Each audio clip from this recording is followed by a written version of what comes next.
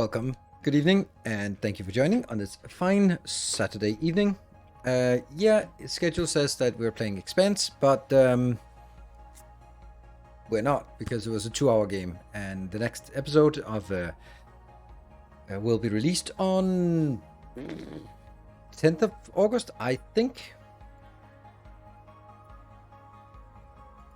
There, and then we can't play it until then, because then we can probably play 2 hours more, and then it's going to be 2 more weeks, and then 2 hours more, and it's a little annoying, but it's kind of okay from a content creation perspective, so that we can sort of get more longevity out of it from in that regard. Yeah.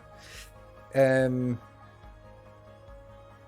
to Neberbon about the sex content warning, is that what it says? Because that's not what it says when I click it. Then it says contains sexual themes or discusses sexual themes, and that's something else. I mean, I know this is sexy, but that's not really in and of itself enough to trigger that. But yeah, it was the talk kind of went interesting places on Tuesday, Thursday, whenever it was. Thursday, I guess. Yeah. So, since our schedule is...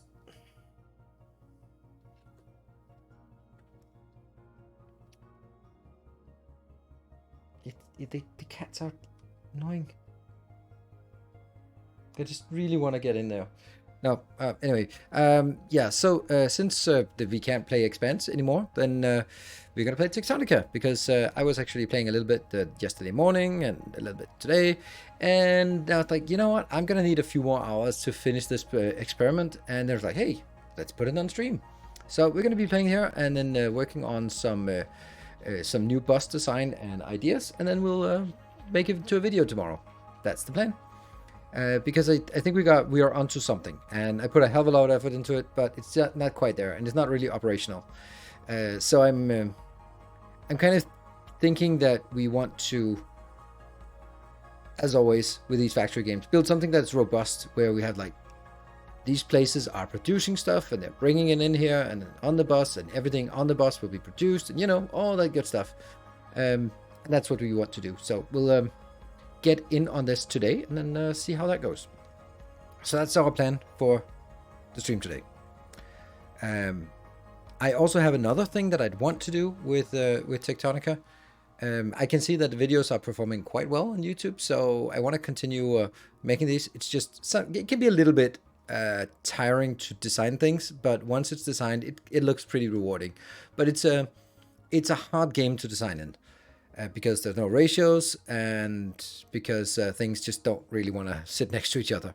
So that's a little bit of frustration on that, a little bit of frustration.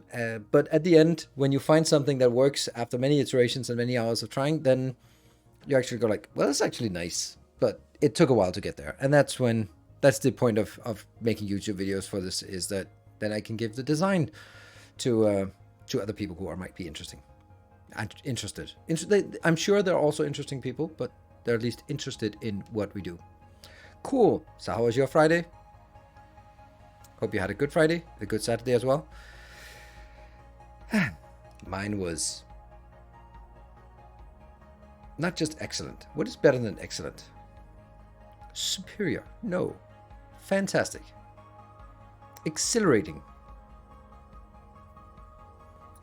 Pretty good. Well, that's pretty good. Pretty good. Yeah. So, let's jump into the game. And well, no, it's kind of too early.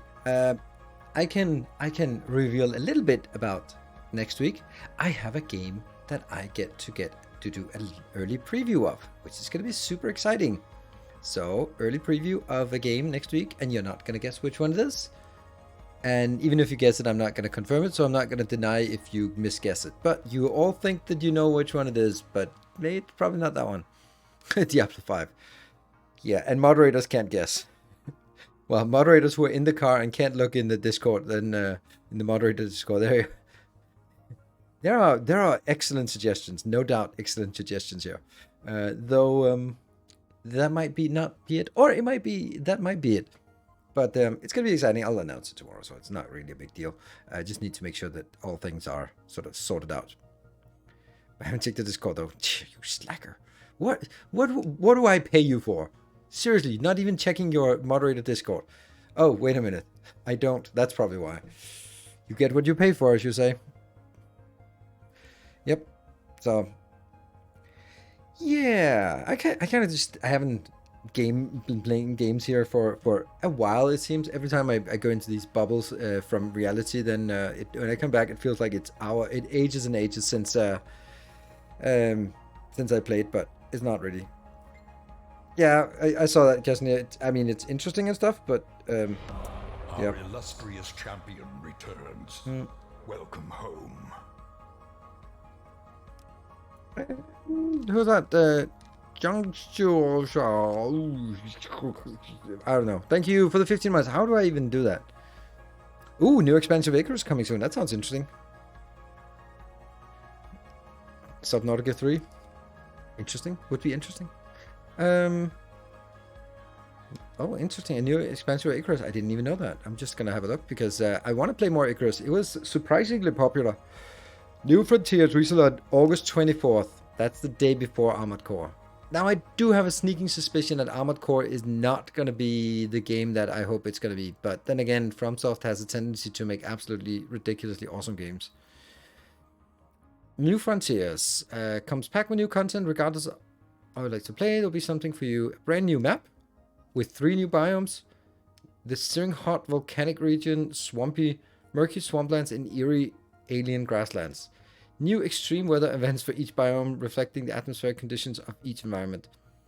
10 plus muted alien creatures. The terraforming process drastically impact the local wildlife, and while it didn't kill the creatures it did in the other zones, it terribly mutated them into species you'll face. Ooh, Deadwings, Lava Hunters, Needlers, Drax, and Drifters. Their nicknames only tell half the story. That is not a lot of a story if that's half the story. 6 new narrative missions that you play out in a sequence of a story, leading to a gradually darkening journey. Ooh, new mission logic and technology allowing you to launch any mission, big or small, from your open world. This will be added to the base game too in the future. Ooh, interesting. 100 plus new items to craft, deploy, and use across Icarus, along with 5 new raw resources generating a range of new recipes and tiers: obsidian, scoria, crystallized miasma, and more. Native and exclusive to this new zone of Icarus are the new red exotics found in exotic flora around the map. With the new currency come 30 plus new items in the orbital workshop for you to purchase, and a new system which allows you to purchase these from the surface via cargo pods. Interesting. 24th. I actually should reach out to them and go like, give please, or something to that effect. That's interesting. All right, that's cool. I'm just going to put that in my calendar because that's something we don't want to miss. It's actually, it's the day before Armored Core. Release Icarus expansion. Thank you for sharing. Who was that sharing that? That was brilliant. Brilliant share. Hello. Verdum Ingino, welcome. Good thing you've muted your watching without audio, then you can't hear me mispronouncing your name. Who was that who said that about Icarus? Oh, that was Anonymous. Oh, you're also a fan of Icarus. Good. That's interesting. Yeah, I thought that the update wasn't that exciting. But that I can't remember what that major update was called, but it was kind of underwhelming in my opinion. Oh, the Galileo update, that was really underwhelming.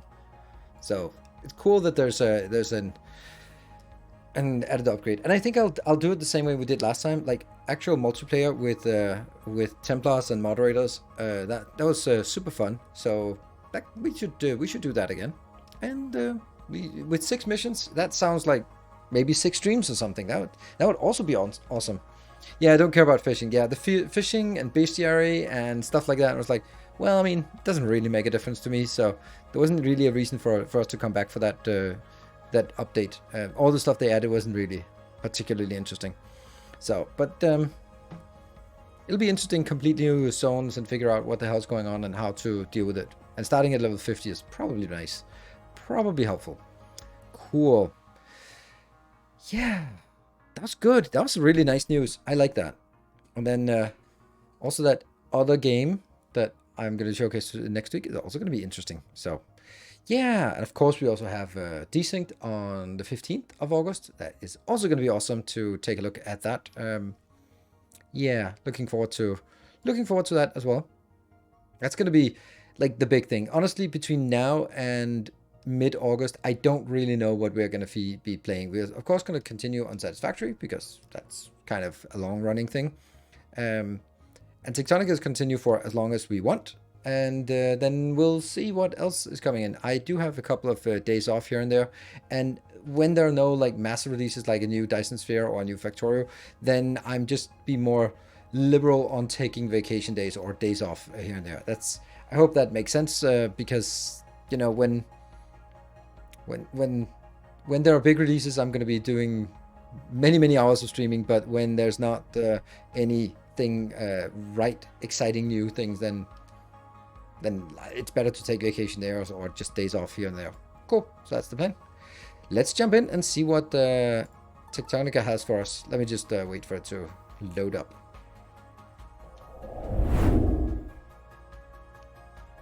Yeah, it doesn't load.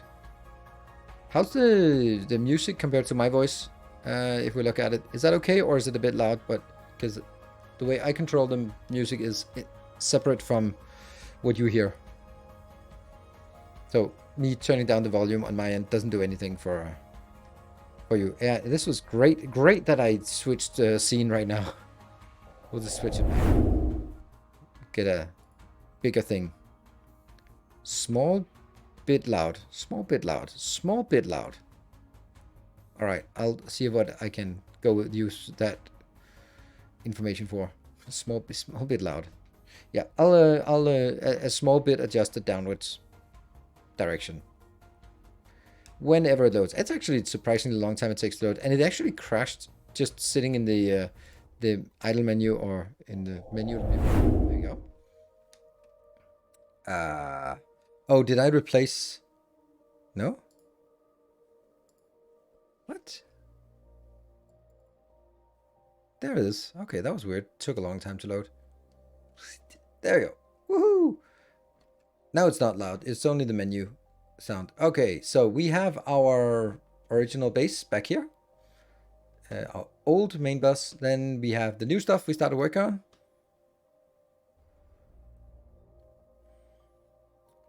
Here, this is I've carved out a big gigantic place here, just for you. So we have hyper monorail stations that are not hooked up, but I just have to carry things in here manually and then manually put it into these locations. But that's just how it is. And then we have the things that I think I want to get from other places and inbound here. So obviously iron, copper, kindlevine, atlantum, the tree plant fiber thing frames, and also the stranglethorn. What are they called actually? They're called shiverthorn coolant. Yes. And those are the ones that we want inbound. There's also a little bit of limestone, but since there's a limestone deposit in the ceiling, then we can just tap it from there. Zolda says hi. She has no access to Twitch right now. Oh, sorry to hear that. Did you revoke the Twitch privileges? That is not very nice of you. So this bus has two phases, I guess. This phase here is making all of the components, basically filling up the bus with subcomponents like so.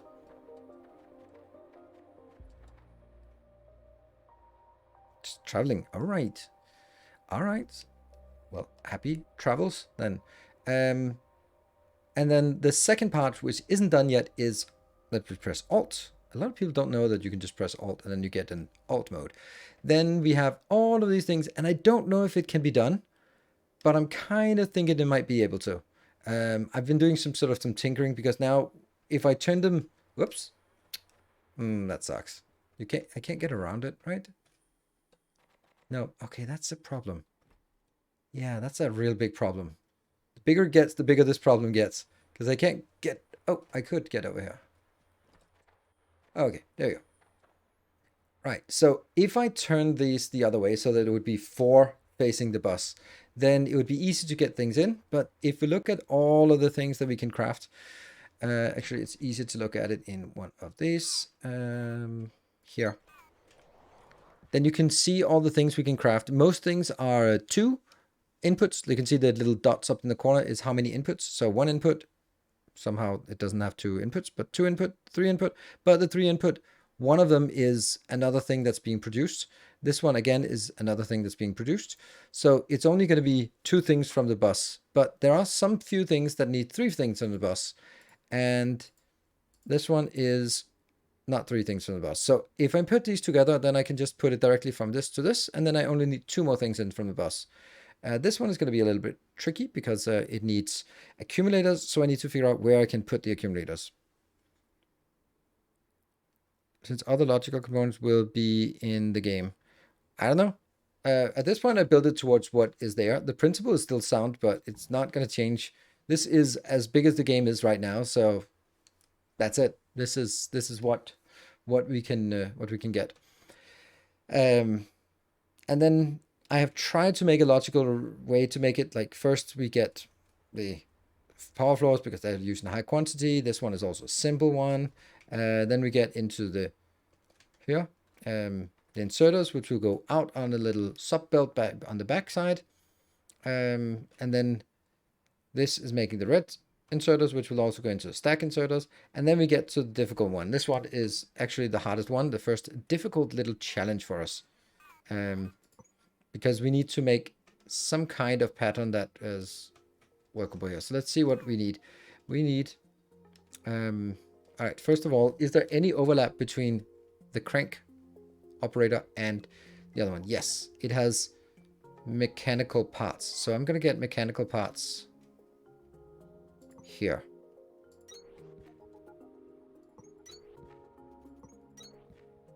Like that. No.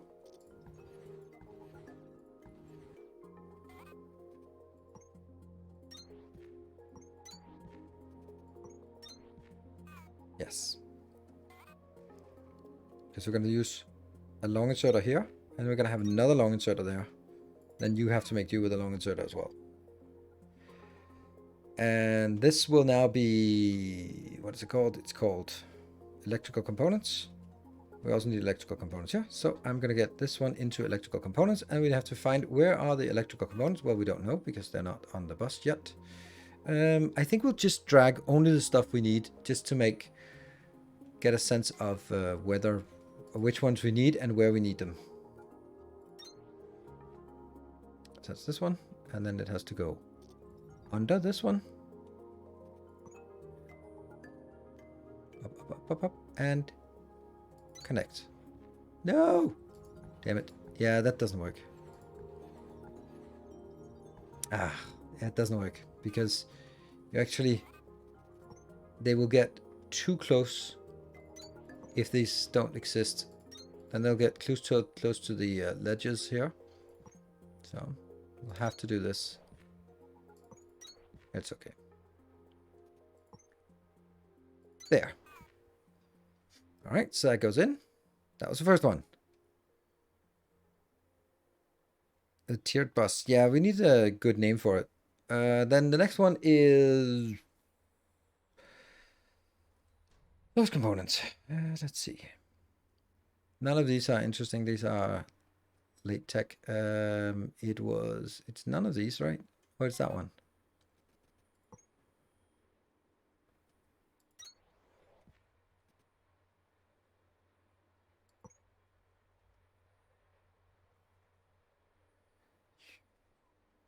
That was not it. Oops. Go below. And then it has to go out here.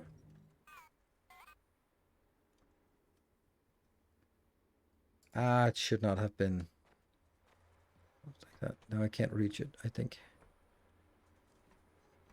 Maybe? Yeah, I could. Good. Oh no, it breaks. There we go. Yep.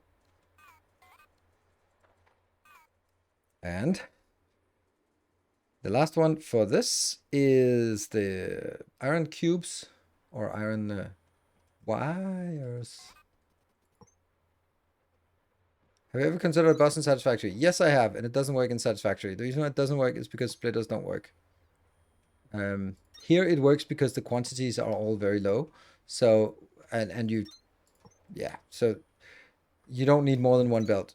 But in Satisfactory, you're going to need more than one belt. And since you can't split things, then the boss or merge things in a reasonable manner, then bosses are completely useless. Let me just elaborate a little bit on that. Why is nothing on these builds? So let's say I have a boss line of iron in Satisfactory, or let's say copper. So now I need to branch it out and use it for copper wire. Then how much am I going to use? Am I going to use the full belt? And then what about when we upgrade it? Or am I going to branch it off? So I branch it off and use half of the belt for copper wire. Then I bring the copper wire back on the bus for later on. But then I need more copper. And then suddenly one belt is not enough. So I need to add a second belt of copper. So now I have two belts of copper. One of them is half branched off to copper wire. And now I need to make, I don't know, copper sheets. Either I can take the other half, or I can take the other belt, some of that, and either way, I'm going to be left with, like, missing parts of it. In Factorio, you just put down a splitter, and then it balances out, and it's all good. But you can't do that in Satisfactory, because splitters don't exist, or merger splitters don't exist. So you'd have to sort of merge it together, split it together, but then you kill the throughput down to 1. If you just merge and split, then you have a small segment that will just constrain the whole thing into one belt. So you need to do like big elaborate splitters, which don't work. Or you have to use a big box. That would be my idea, but the big boxes with 2 inputs and 2 outputs could work as a splitter balancer, but it doesn't balance. It is completely random, whether it comes out at the top or the bottom, which means you can't use it for a bus. Otherwise, you could basically have 4 lines in and 4 lines out, and then you could sort of just have them sort of cross on the inbounds and outbounds, and then you actually had a balancer by 2 big boxes next to each other. But since you can't merge and balance lanes, then a bus doesn't work. Here, it doesn't matter because it just breaks down to smaller components, and then you just use the smaller components. But that's not the way it works in Satisfactory. Hope that was a satisfactory explanation. That one goes out, and that one goes out.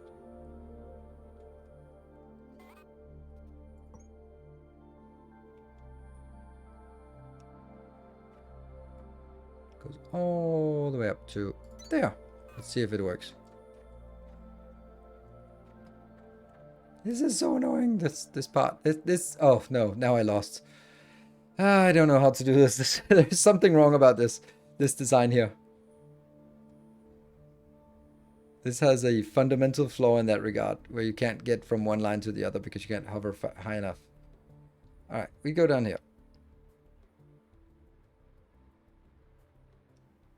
And it merged in a shitty way here. Okay. It's gotta be possible, right? It's gotta be possible. There. Now that one is good. There we go. Okay, cool. So, you're gonna be like that? Bleachers bus. Yeah, but that's I get it, but yeah.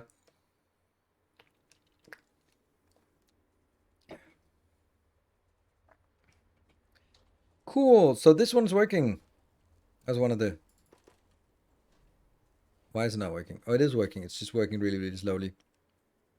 Because we need 20 of the electrical components and 20. Oh, only iron. Not a lot of iron frames, but it's gonna run out anyway. But on the other hand, it's also just gonna be fine. It's gonna be fine. Then we can build this out here. Build one of these in here, and then do the silly, tricky, annoying part.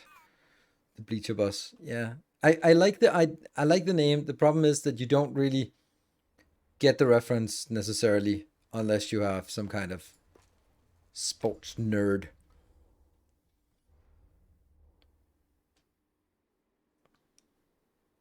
Like first I was like, bleachers? What? I'm like, oh, right. Okay, yeah, I get it now, but...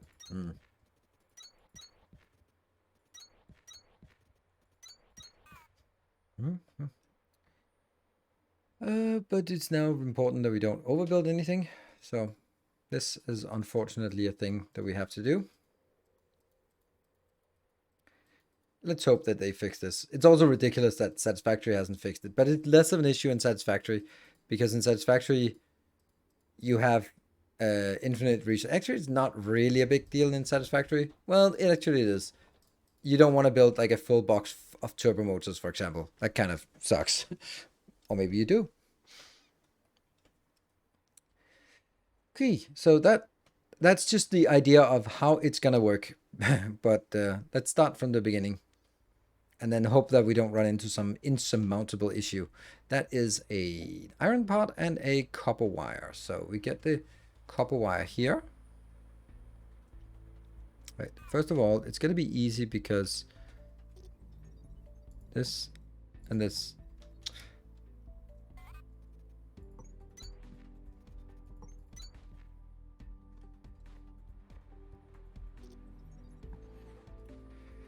And yeah, up. Like that. And then we get this one out.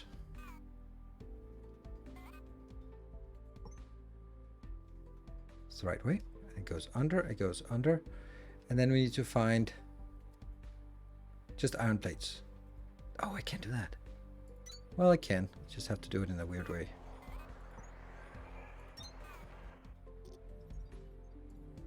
There.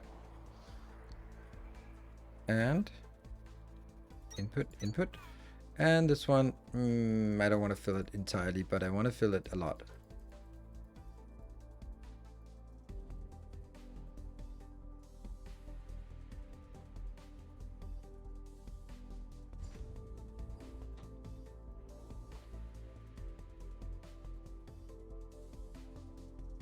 There. Cool.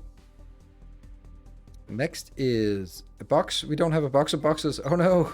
No box of boxes. There. And 1, 2. What are they getting inbound? That is gears and there. Okay. So again, take these out.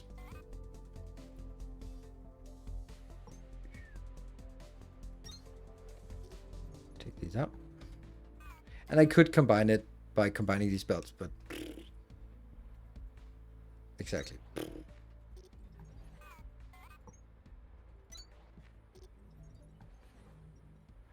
And the other one is this one. Ta-da! That also works.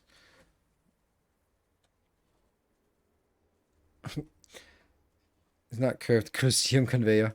Well, you're good with the names. The Colosseum conveyor. Yeah.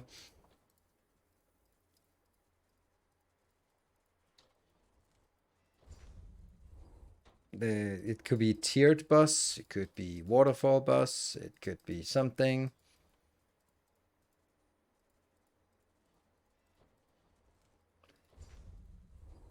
There. Good. One more. All right, now we come to another one that's a little bit challenging, and that's the one that needs gears. Do you need gears as well? Yeah, you also need gears. So we'll bring gears in here and then split it off to the sides. I'll get you out, and that's just gears.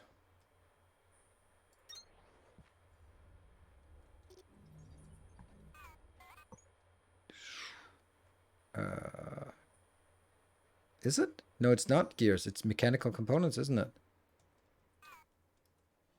Yeah, it's mechanical components. Yeah. Okay.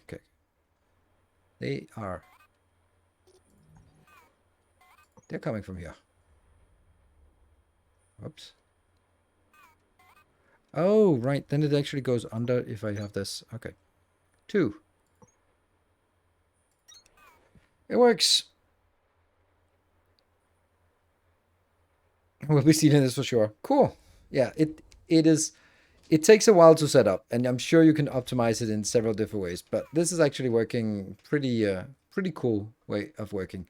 So now let's see if it actually which one it fills up first. Either way, I'm gonna still do this one.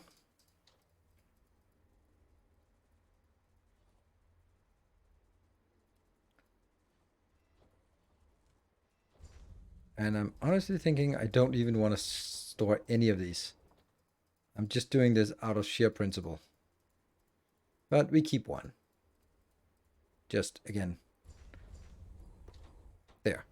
So some of them get put in here and some of them get put out on that part. And that means the next one is already made. Good. Slowly, but it's gonna made. And eventually the other ones will also fill up. And this is the kind of thing with a bus. It just, sometimes it takes forever to get things in a saturated state. But once it's saturated, well, it works.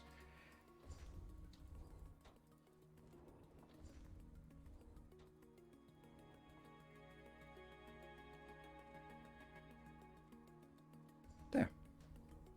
And then we look at the next one. That requires some electronic components. Do you also need electronic components? Nope. So, electronic components comes in here.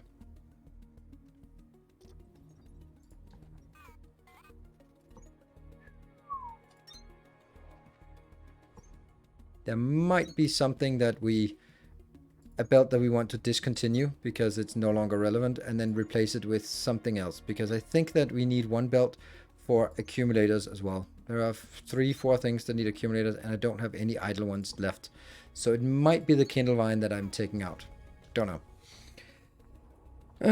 Yeah, the pulling off is so easy. That's the sign of it, right? So much RGB. I think I'm looking at a gamer PC. Does storage not have a limit? Nope, it doesn't. So it's the first version of early access. So, you know, things get missed, forgotten, deprioritized, and we just found a way around it. I'm sure that other people will solve it other ways, but this is our way. What is this? This is electrical components.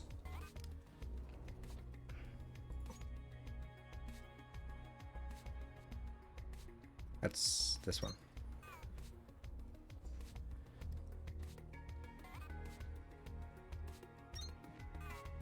And obviously, well, I don't know, obviously, but it's not working very well because we're getting things in really slowly. Maybe we could even get it a little bit quicker here. So at least it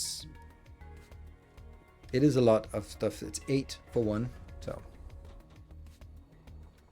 Didn't we make some stack inserters? Yeah, we have 72 stack inserters that I just built some other time. So maybe we just replace these with stackers. There we go. Get on with it.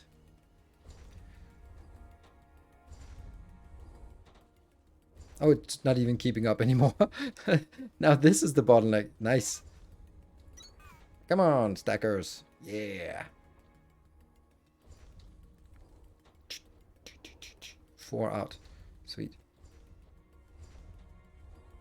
Looking good. So this is now also working. Yep. And this needs to key constrained as well.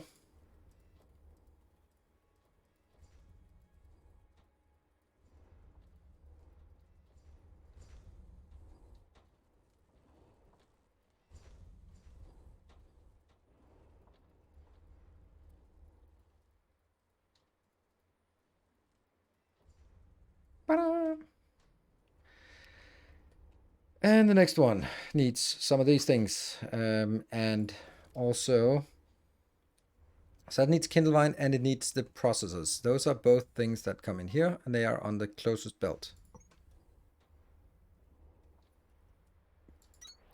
Kindle Vine and processors are next to it. All right. Sweet. There we go. And this one will also be constrained, but not as constrained. We'll have 2 stacks of this because this is the one we need the most of.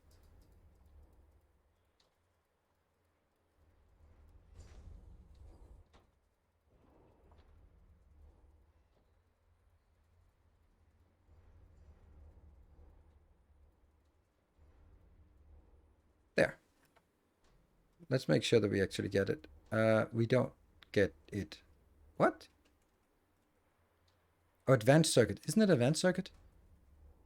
No, it's processor unit. Oops. What? Where's the processor unit? Did I forget processor units? Oh, don't. No, no. How? What? No. No. No, here's the processor unit. Oh, it just goes... There. Okay, cool. Oh, yeah, I didn't. Okay, fine, fine, fine. This, okay. So, and let's see. Here. So, it was not this one. Whoops. That's also a problem. Exclusively a problem because it's... I can't rebuild it. There we go. So now this one will go underneath. And... underneath here.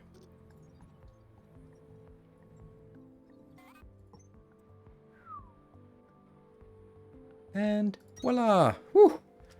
Alright. I think that was it. Ow!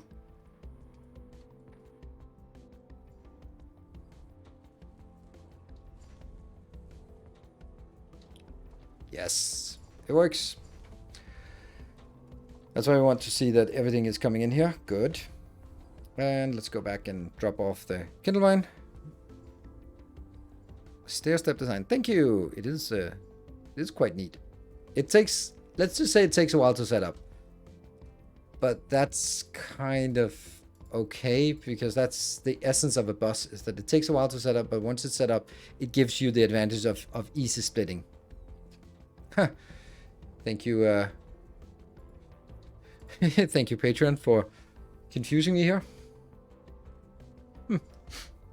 Yeah, so there was a Patreon announcement, and I'm just gonna go, let's trigger that one, because there's a new patron. Thank you. Come on, Wayne June, wake up. Nope. It doesn't work. There we go. Another loyal devotee. So, thank you, new Protector of the Path. Protector of the Path is a $5 pledge on Patreon. However, the API from I don't know if it's Streamlabs not doing it correctly or it is Patreon not doing it correctly, then it displays on my notification in whatever currency it is as the number, but in US dollars. So this one said something pledged $2,000 via Patreon. I was like, what? I was like, oh, it's 2,000 something currency that translates to $5. It would have been nice with a $2,000 patronage pledge just out of the blue, but also a little bit unlikely, just a little bit unlikely, just a little bit. But just looking at it, like the notification saying, "Oh, pledge $2,000," yeah, maybe either don't write the dollars, or then just write 2,000 something, or not write. Yeah, I don't know. It got me. It got me for a sec. Welcome, new patron. Oh, look at that. That's not working very well. Already running out on the bus.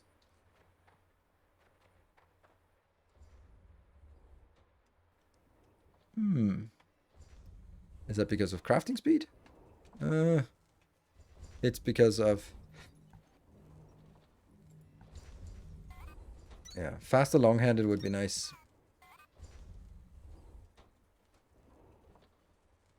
Two copper ore, those are the slowest ones, so it is the least bad option we can do here.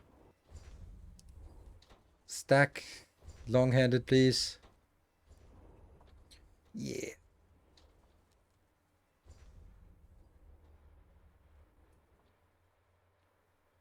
Yeah, so just any currency, but they choose to display it as US dollars, which is a little bit misleading.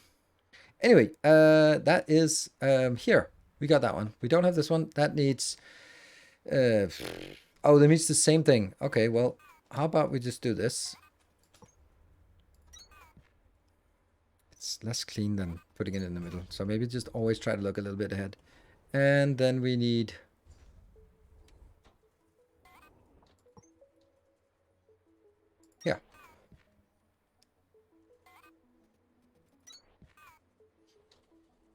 And the only reason why this is so fast is because it's the one that feeds. Or it has to be so fast because it has to feed everything here. So this one has to go to 250, get stuck. This has to go to 250, get stuck. This has to go to 250, get stuck. And this one has to go to 500 and get stuck. Yeah. Okay. Let's see. Something slides down here. Is it coming out to the side? Yeah, it is. Okay, cool. And then we can get...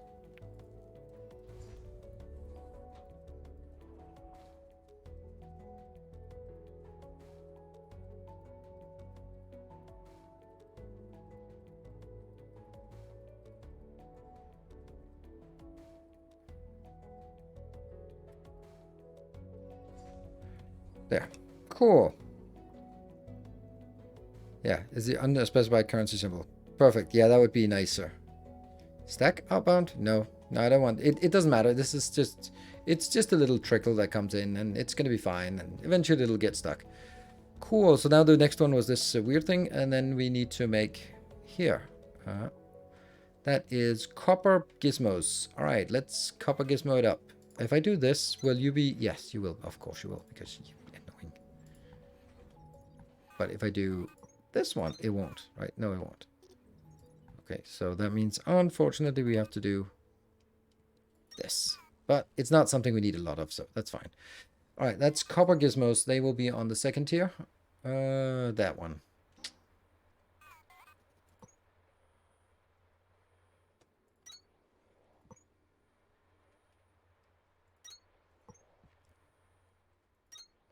Yeah.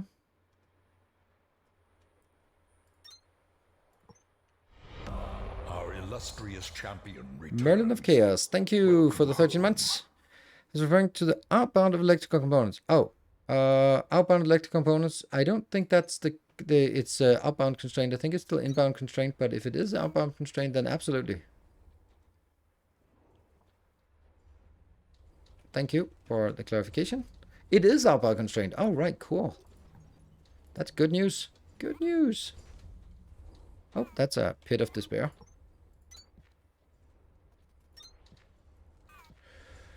Yay! It works. Thank you. Awesome.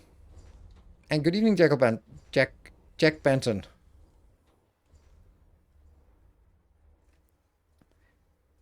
Is it not the biggest problem about a main boss in Satisfactory that only 3 by 3 belt bounces are possible and they are large? Yes. I don't know if that's like 3 by 3, but balances are incredibly big. That's exactly it. That's exactly the problem. You are crafting like crazy, but constrained. Good. And let's also just put those in because don't need to carry those. And then let's build some. Oh, I don't have any containers. Oh, if only we had a container build. Ta-da! Perfect.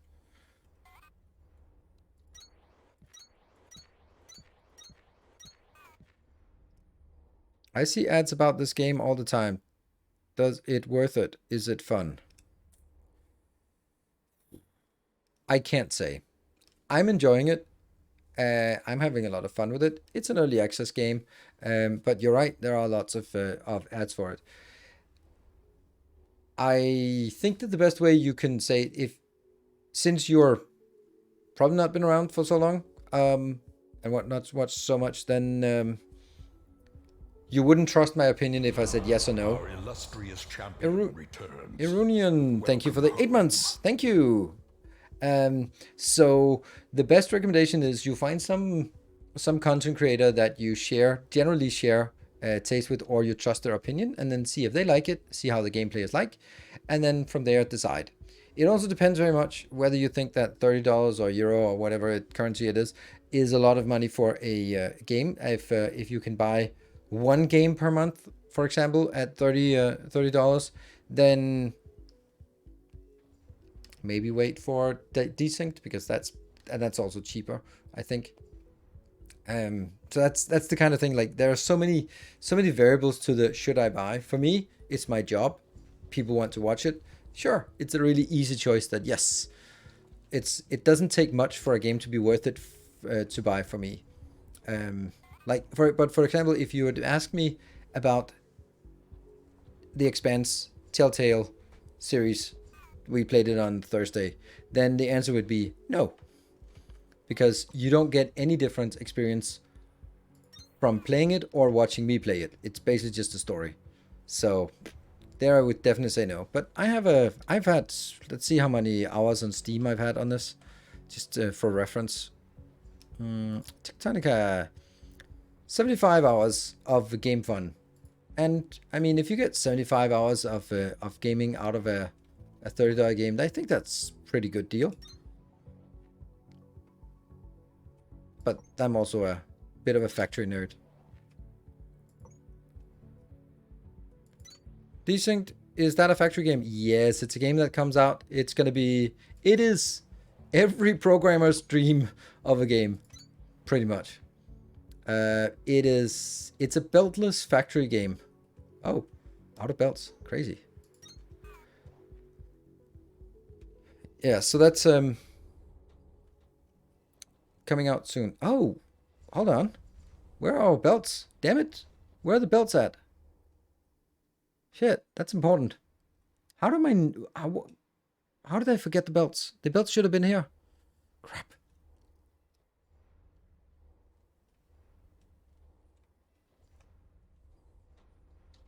Okay, we'll leave these two. This one is... Yeah, okay, so this... Remind me of which ones we throw away.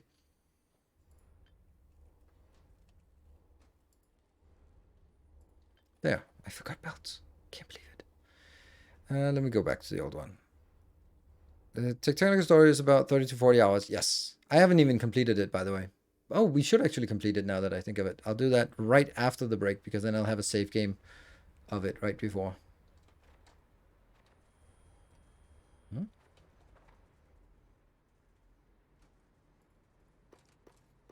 I think we've completed it at least, or very close to it. You can kind of feel the stutter at this point. What are we missing? Conveyor belts? Oh, we need a lot of conveyor belts. Oh, I can't put them in. Oh, I don't put them in there, you idiot. Advanced circuits, good. Mining charts should be easy. But conveyor belts is... oh. Yeah.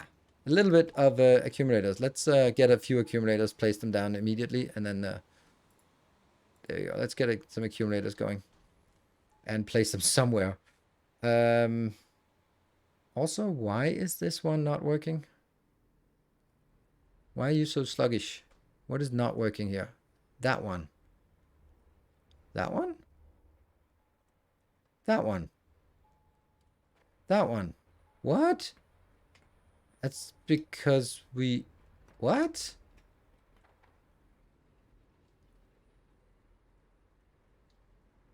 Oh, look at that. Some idiot did some things off camera. Oh, right. Look at that. So we lost power. So they stopped making limestone.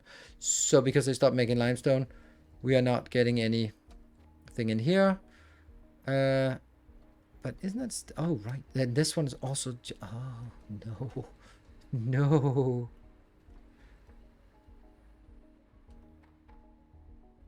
Oh, no.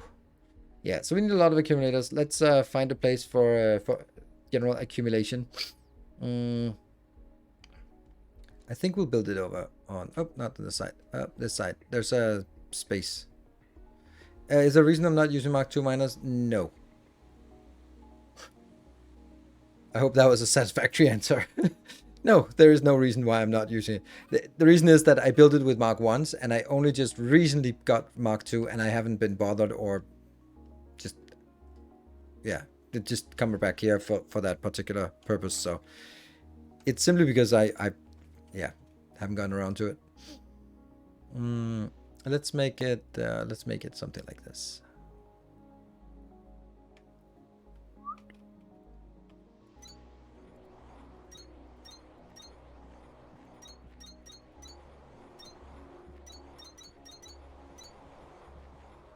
Did I place it on top? No.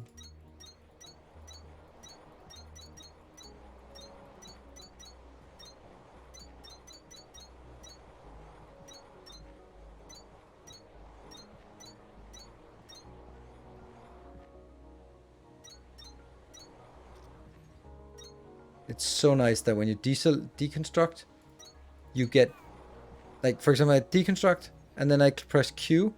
Ugh, why does it never work when I want to show it? All right, I have something here.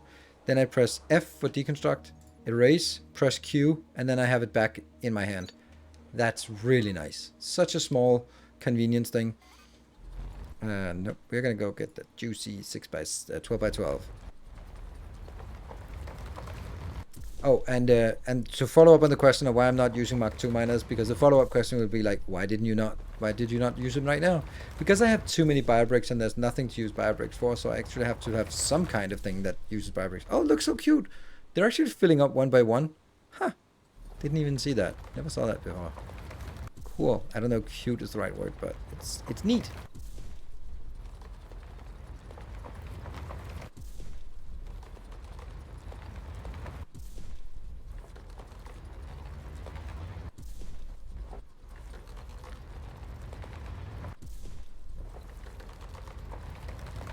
Boom.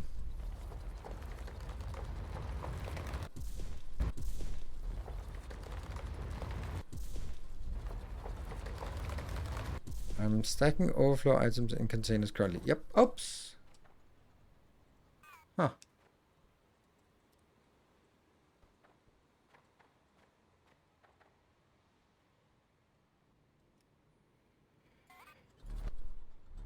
Yeah, that if there was a power plant that used biobricks would be nice, or if you can build biobricks into something else.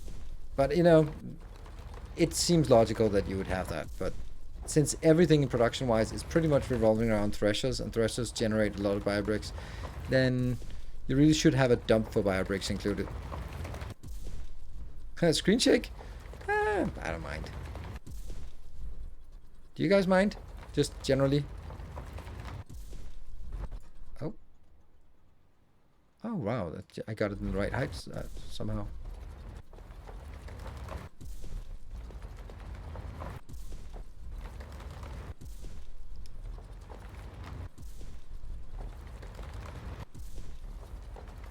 I mean, I've had it for a while, and I think it's fine.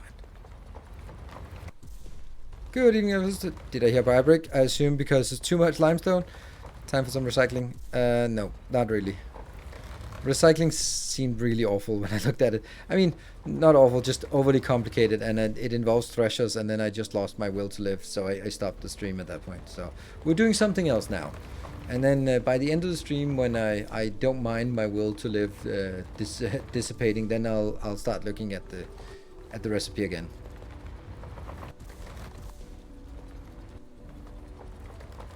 It should be protected area, yeah. I want to do some smelting, or not smelting. I want to do some free resource generation that way, but I'm not there yet, and it's not going to be the project I want to do right now. I want to do it sort of later on. It can be like the next. First, if I want to make this mega bus, tiered bleacher bus.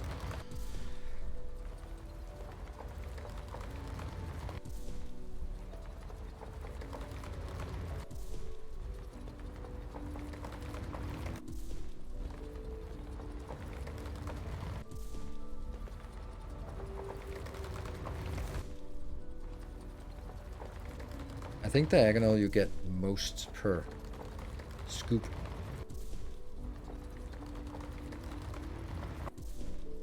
Not that it really matters, because the length of time for it to remove is dependent on how many tiles it needs to remove.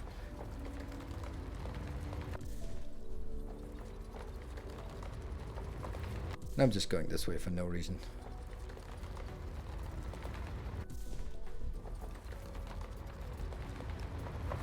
But it would be nice to have a dump for biobricks. But I think that's a lot of things that are just seems very incomplete in the game. And yeah, you know, there's a lot of things that have to be done to release, and it's early access and all that stuff, and small development team. Oh, there you go. But things that sort of, if you tie things together, they don't really fit so well together. Like all the byproducts you're producing, and then not having some kind of relevant way of dealing with it is a little bit inconsiderate, I think. Incomplete. But then again, early access also means incomplete.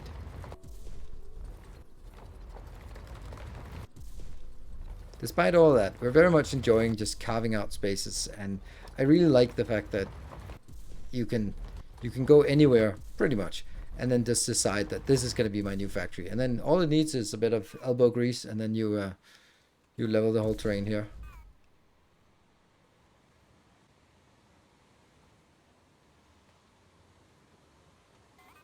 Well, let's go from here.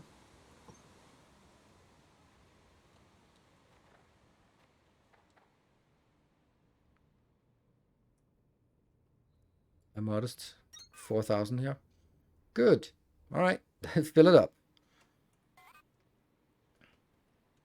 I don't think I'm going to be filling up the whole thing.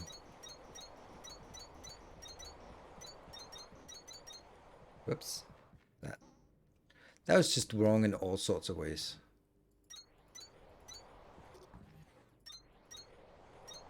Let's see if it's correctly spaced. Yeah, it is. Wow, lucky.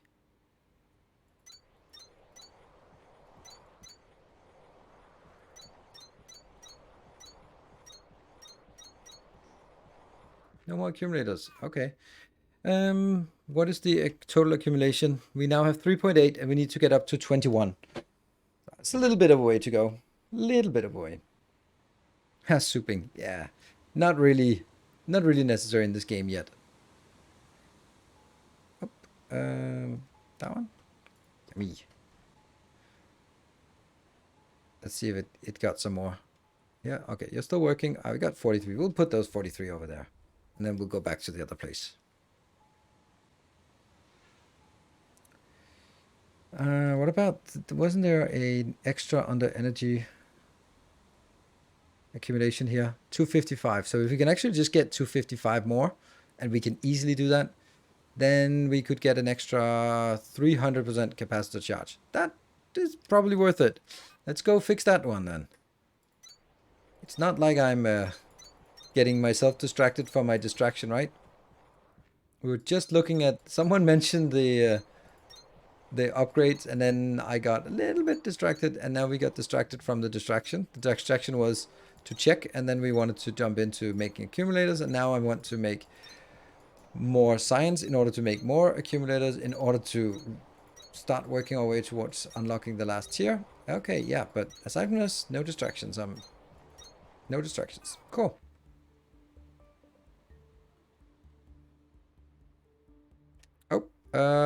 We can't do that unless we have some of those power things. Wow, I am just so eloquent. It is unbelievable.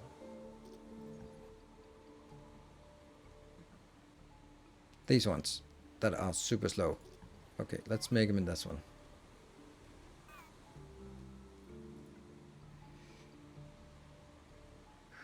Here. Yes, and it's 20, 10, and 50.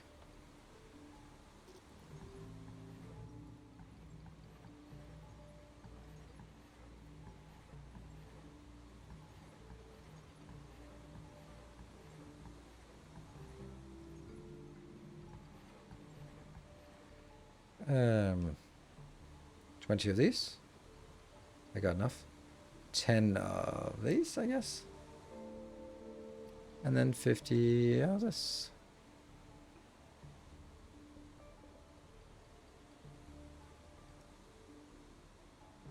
We'll get this started and take the break.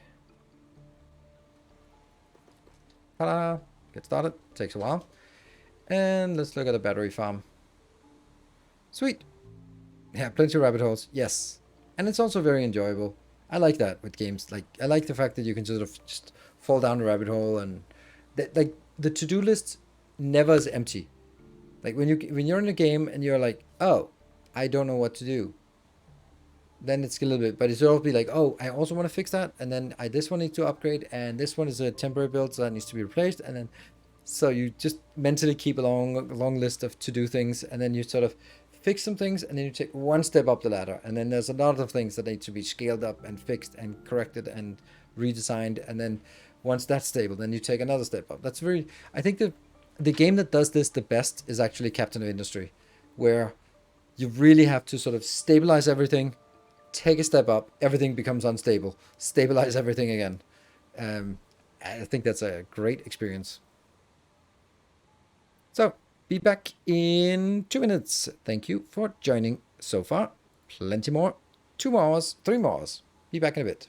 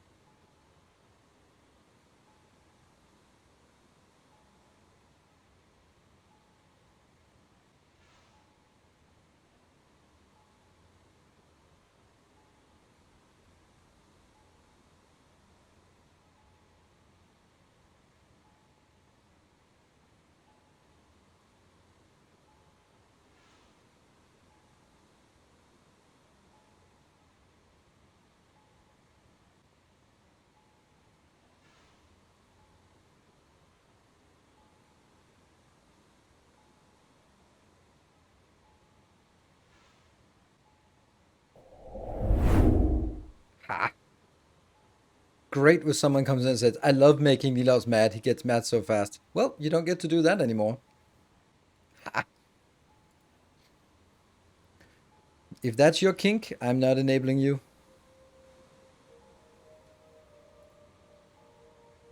Oh, did I just mess up here? Did I go into my inventory?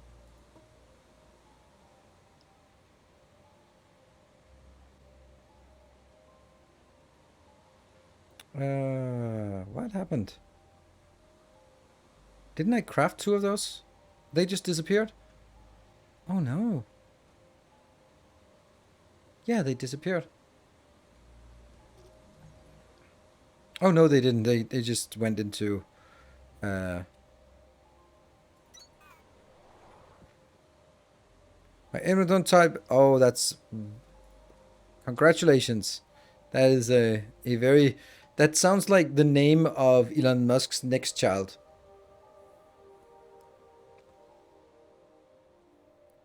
How was my cuddle session? Whew. Hot.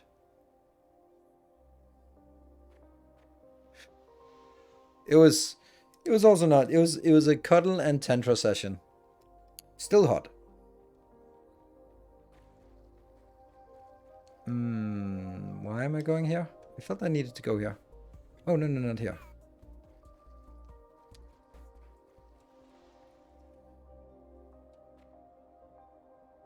Old space? There you go. Monorails.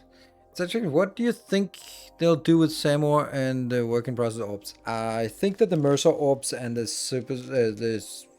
satisfactory summer sloop will be story-wise, story elements. The Samor might also be something like the point of why we are here on this planet. It's just that's my thought on it. Oh, this sucks. I can't even just add more here. There's no more space. Well, I mean, there's space here.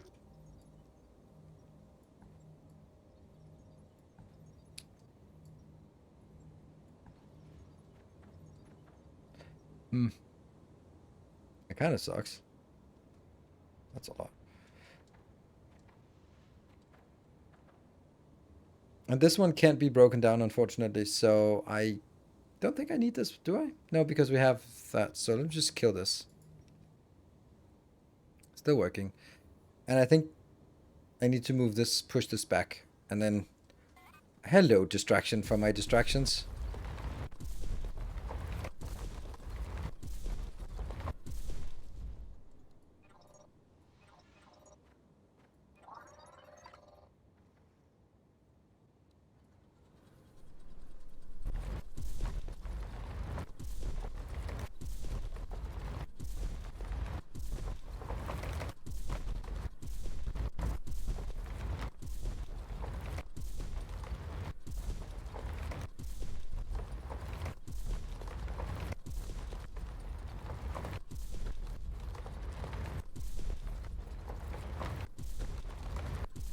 And here.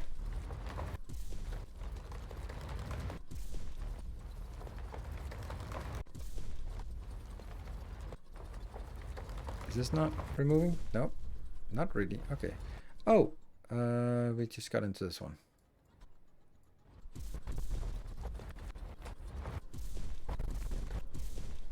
Just making sure that everything is leveled. Yeah.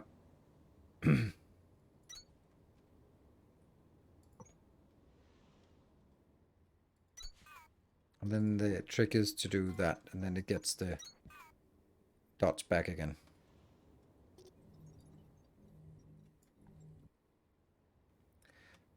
And is this just something that needs to be removed like this? Yeah, it was.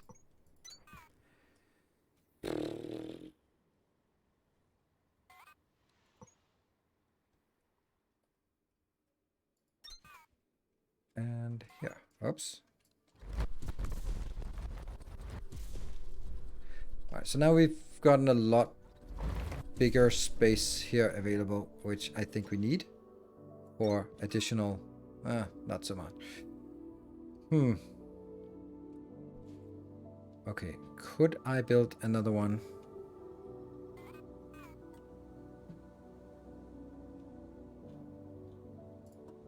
There. 8, I guess, F8.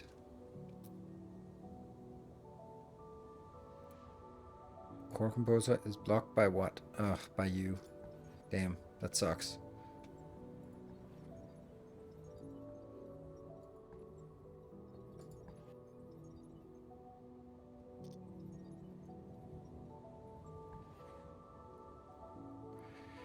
F8 again. Let's see, so that's 3. I want to go 1 off. Yep. And then I'd really like to place one here, but that's not possible, so we'll build it somewhere else.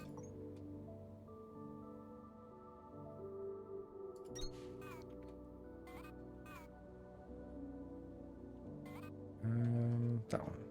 And that's... Is that 8 to 4 difference? Nope, it's not.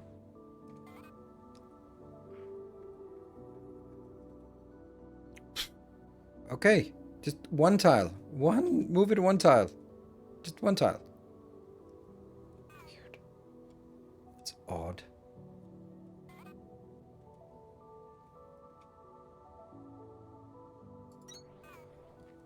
Yeah.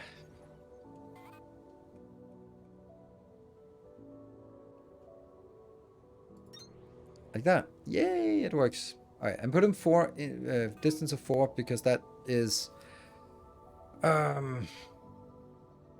that means that they will merge up here instead of having like a little gap between all of them. So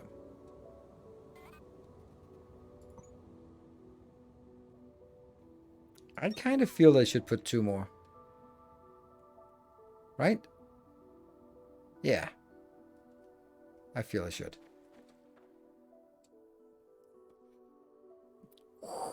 Okay, this seems a lot faster than the other way. Oops. Oh.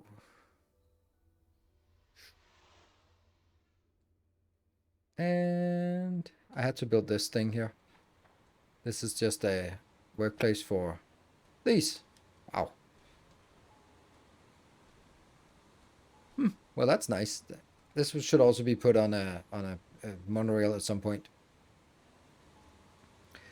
And let's make 2 more of these. So it's 20, 10, and 50.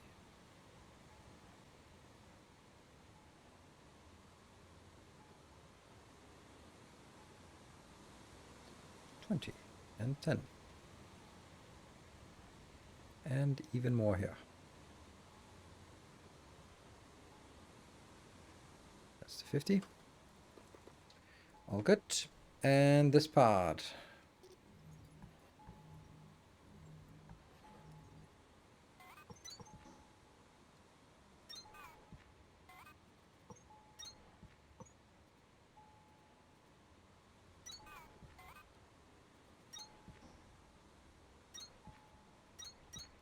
But I don't know how I would transform this into something else.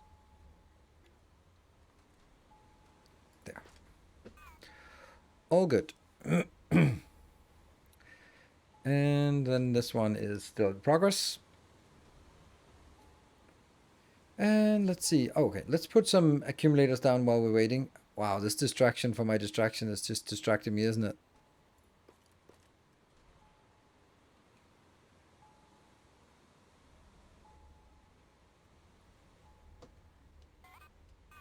And then you go back into F8, I guess.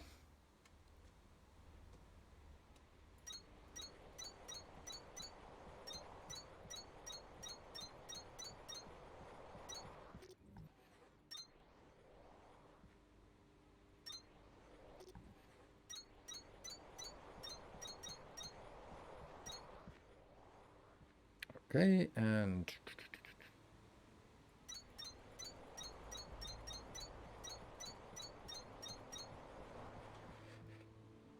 more 31.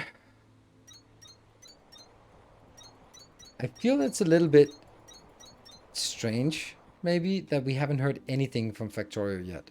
Like, we haven't. The last message was, the message about the update was a year ago that says it's at least a year away. Like it's supposed to come in October, right? Like not supposed to, but they said at least a year away, and that was in October, which I think is pretty insane. There we go. Let's do. Get back over here and go on.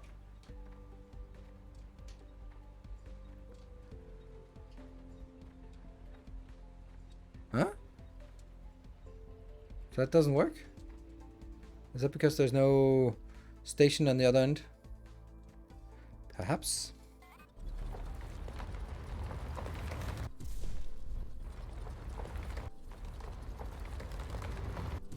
$30,000 limestone in inventory.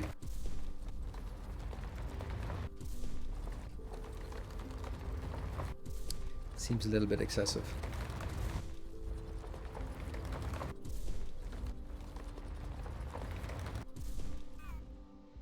Oh, they stopped working, obviously.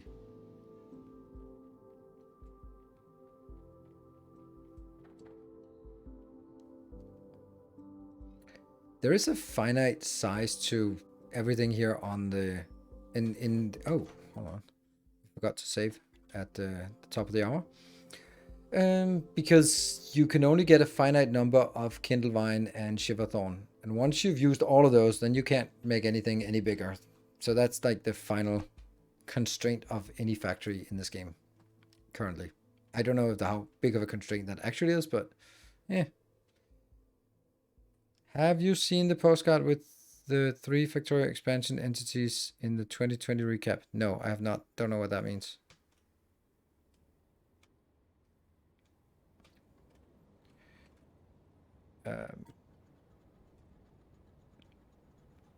Can you just link it or something? I don't know what you're talking about.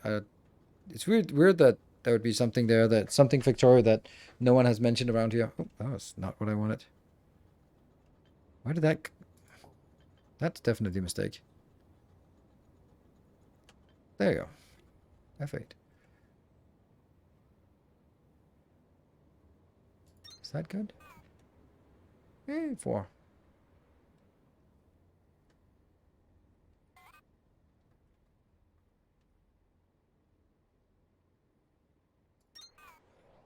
Ah.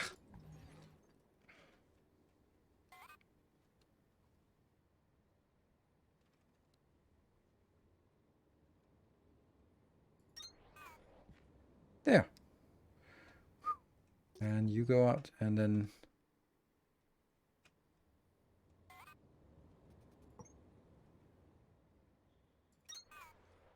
And we can take this here.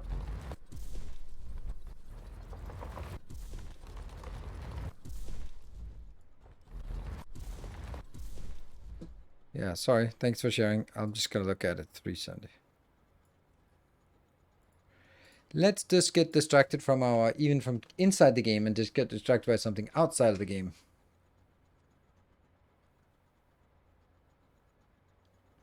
Oh, right. Yeah, yeah, maybe. Well, it doesn't really say anything, does it?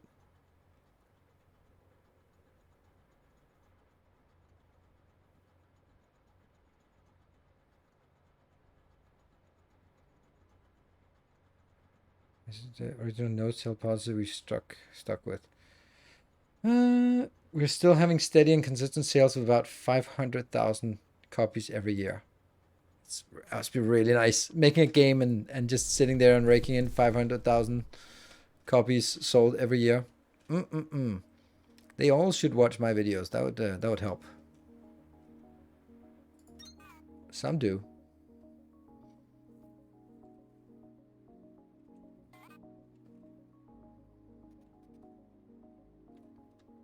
So that's too close.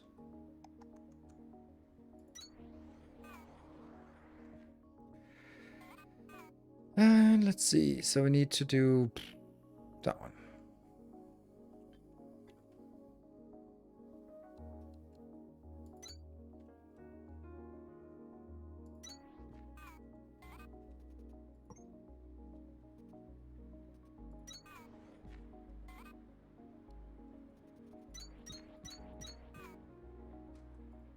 Received, received, received, received, received, received, and guessed it, received.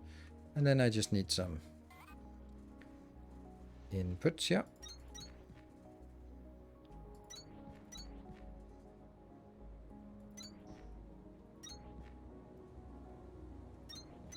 There. That should get us a lot of extra stuff.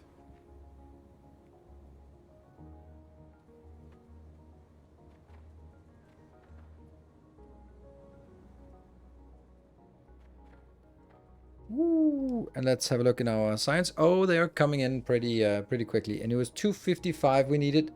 Let's see about our power supply here. Power. Oh, do they need? Oh, they need a little bit of charge each, don't they? We're only up to 6 gigawatt, but when we get it, let's see how much it jumps from 6 to something when we're there. Is there a monorail splitter? I think it's it's station to station. That's what I think as well. Oh. Is that off? Is that off? It is. It is. Stop it. Stop. Damn it. Oh, it's right here. Oh, okay.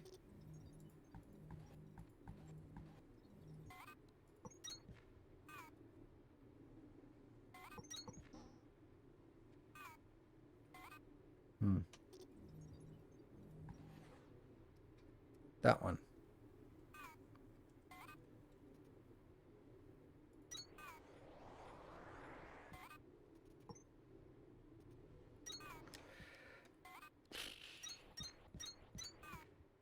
And 9.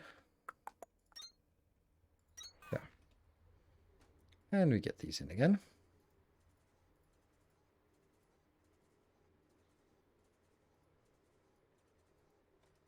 That's a lot. It's also a lot more.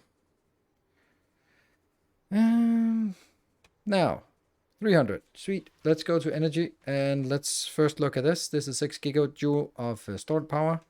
Let's see how much it gets. How much did all of this, what we did here, do for us? Oh, I have to go out and then in. Okay, that definitely was worth it. Sweet. Stack and sodas? Don't need. No need. These two are the same speed as one of those. So, it's fine. Should be fine. There we go. Back again.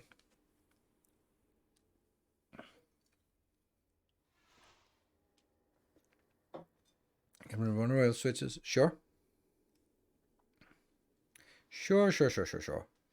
All right, now that was one big distraction that we just undistracted.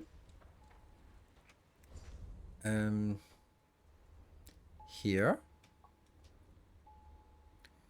We're still in a little bit of an issue with belts. And we are not even halfway for this. Mining charges should be something we already have now. Because I already raked it up in... Yeah, and... Right, so that's... Oh, hold on, that's only 2,000 more I have. 2,000 more. Yeah, so that's not even enough as is.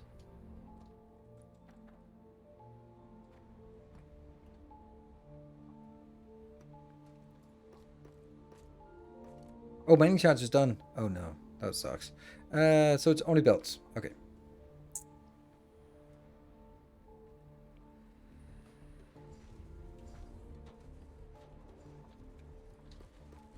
There.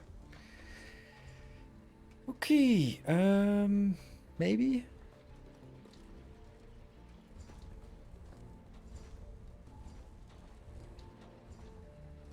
Yeah. Get rid of some of this part. There we go. Get rid of some of this part. That helped. A little bit. We get stuck there.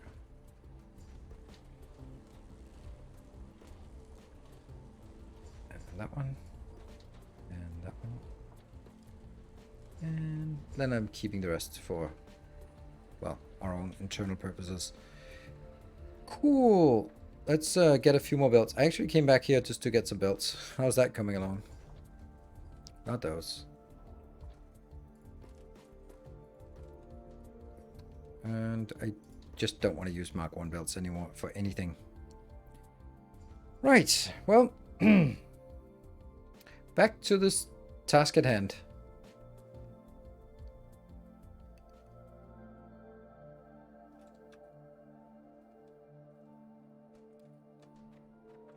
I guess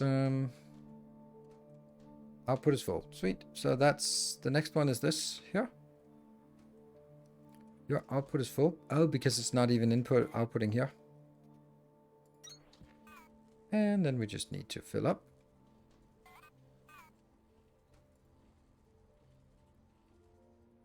Hold on. We don't even need it at all.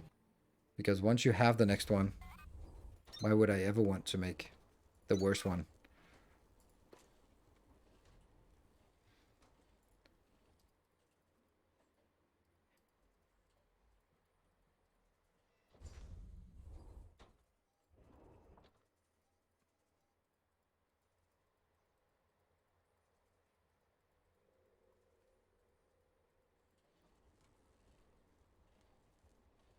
Yeah.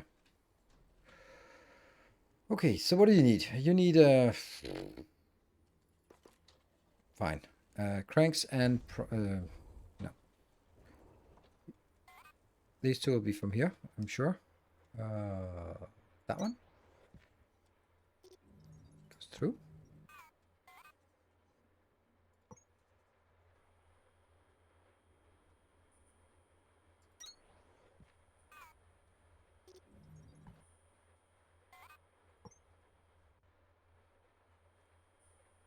And that one.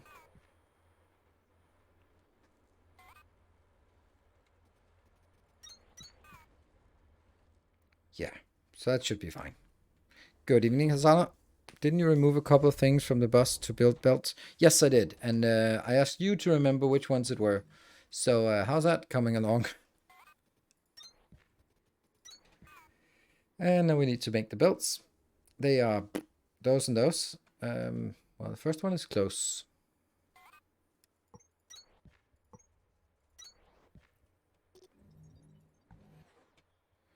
High power cable and balloon lights. Perfect. Thank you, Ben. Thank you, Jack. And then this one will be over on the second one. There. Yeah. And it doesn't work until we get this. This will just be a ring through here.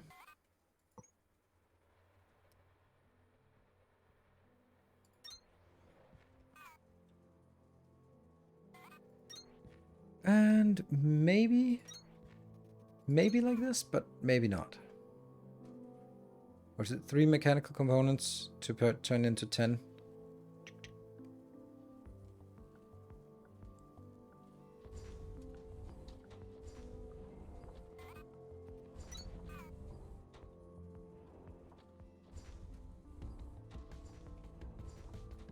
Oops, that's...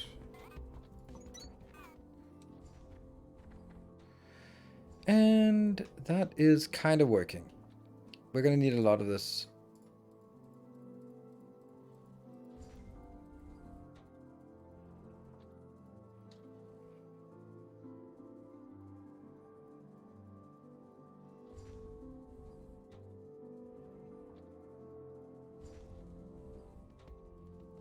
Like that, maybe. Cool, but it's getting somewhere. Okay, next one. This one is a tricky one because it needs 3 items. That's a really tricky one. And they don't share anything. They share with this part, so I guess we can also do that.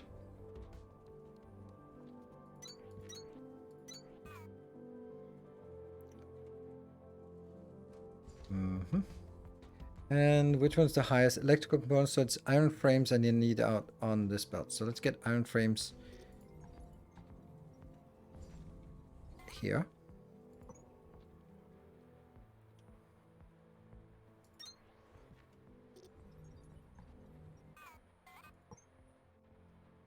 Ah.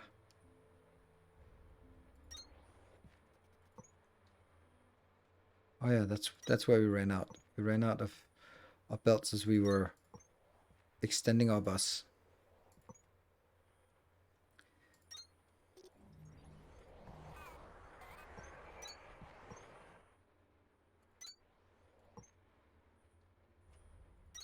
There. Frames, yes, frames. Oops, and they are here.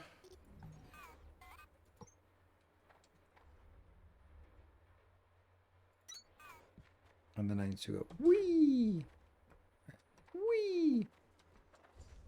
First I'm seeing the bleacher bus. Bleacher bus. Where did you get that name from? Someone is spreading. Sorry. They look like bleacher seats. Yeah, I mean, now you're the second one who says it. Just floaty. Thank you for the prime. Welcome. Let me just... And that's the... what is this? This is... advanced circuits. It's mechanical. It's the next one. Just jump up and from here.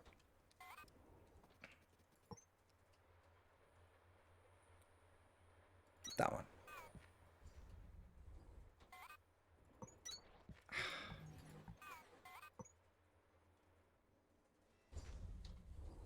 Come on, if I make it here, then it won't do it, and then I can do that one. Then it's at least 2 of these. And it's not like I need a lot of this, but so it doesn't really matter that it's slow, because if I ever need more, then I can come in and suddenly pick up a stack, and then that'll be a little bit extreme. This might actually be one where I just want to pick it up directly in here, because I'll need like two of those. I don't know, we'll probably never need it, but you know, principles.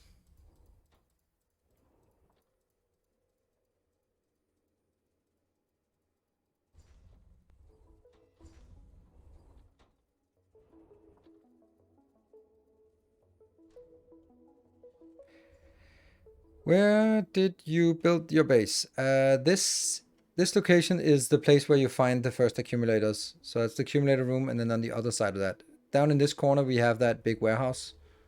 So that's kind of our location for it.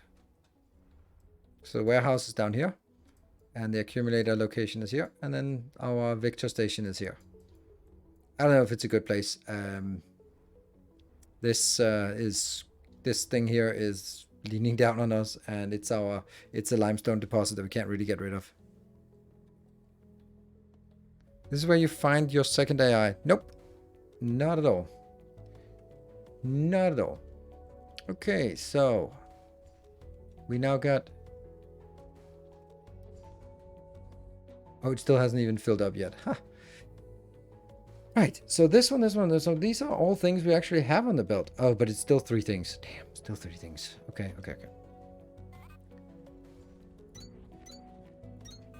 And that means I need one of them coming in from an odd angle. Is anything overlapping with this? Yes, Kindlevine. Okay, so Kindlevine comes in here. Kindlevine.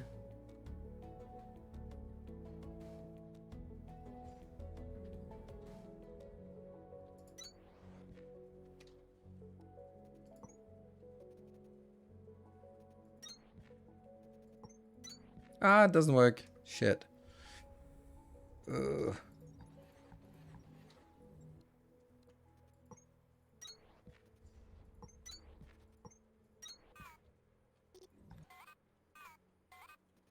It's still like a weird situation. Maybe it actually is working. There. So I just need those 2 in here. That's not gonna work. How is...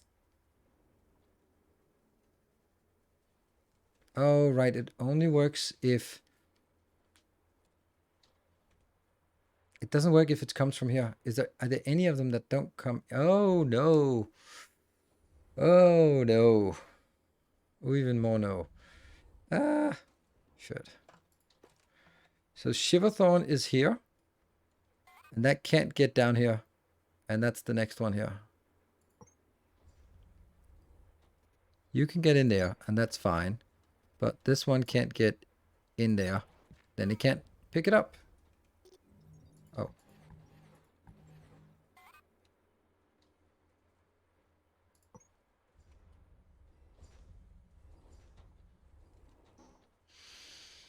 Shit.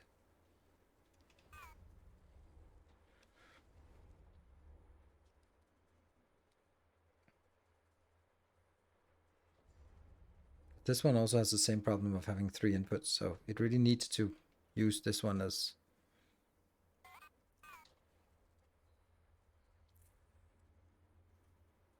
It's a problem because they're all 3 from the same bus. If one of them was on the second one, it would be no problem because it would come underneath here.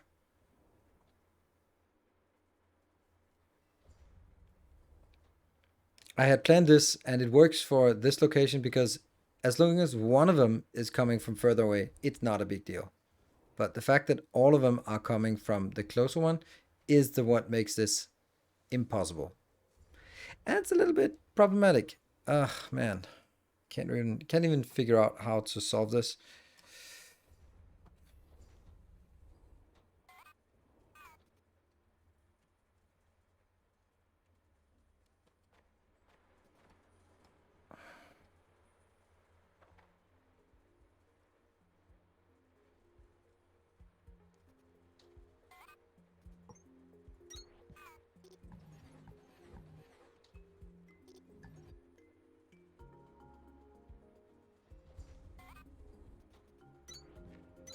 But it still has the issue with this one here.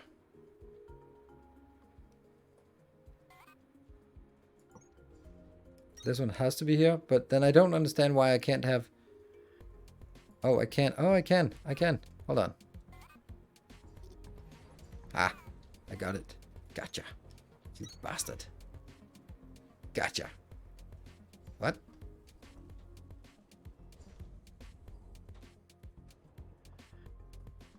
What? You want... Why do you not want Shiverthorn? Shiverthorn coolant. Why is this not coming in?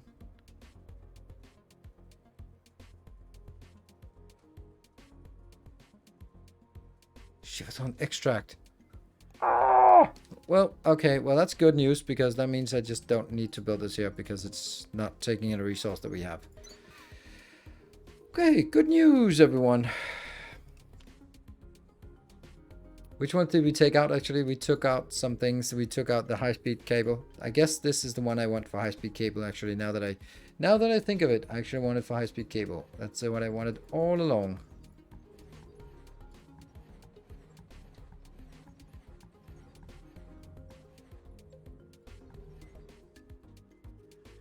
Yeah. So, high-speed cable, you say? We need some high-speed.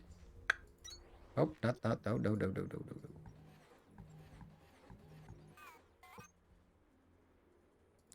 And we need some cable.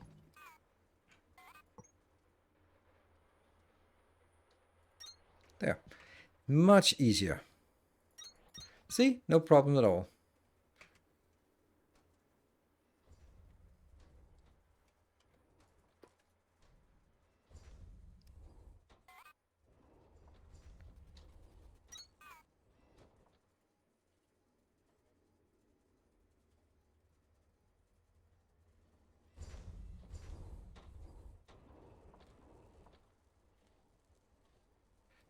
If the developers are watching, they must hate this.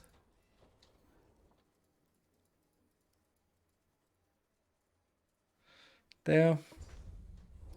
Good. See? Done. That was exactly what I wanted. Okay, so now, is there any overlap between this and this? No. That means it can't be done. Because there has to be an overlap between these two.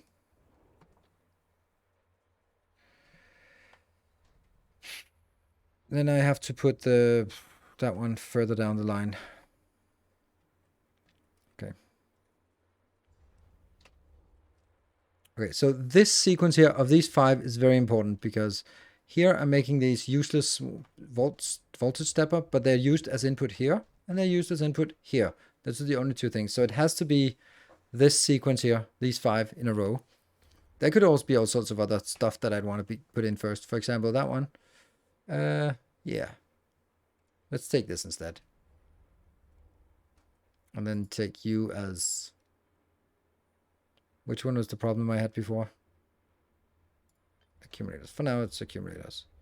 And then go here. Change to that. Which also needs 3, but one of them is not possible. Okay, let's see, what was it? It was gears and electronic components. Cool. So, electronic components are here. And gears are 1 step over.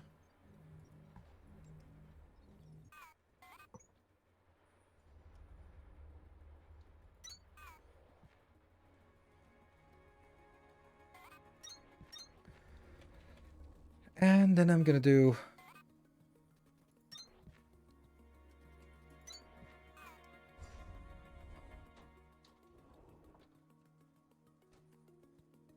Going to be taking soil. And then thinking I'm putting soil in here.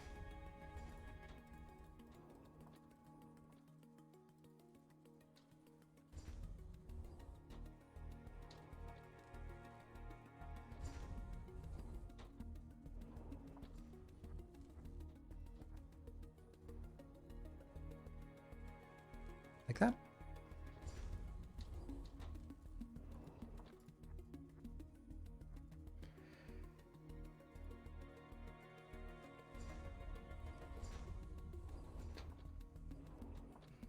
Yes.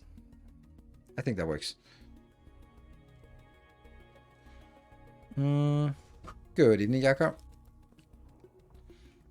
Let's see. So assemblers. This one will now be threshers. Oh, look at that. It has an overlap. Yay. So that's definitely going to be here. We'll keep that in mind. Well, then we can start with these 3 items here. And 2 more. So, no, actually only 1 item because these are coming in from sides. Okay, so let's see. So second bus and third bus. So let's get them 1, 2, and 3. And I know I have it here, don't I? Yes, I do. Question is, would that be okay?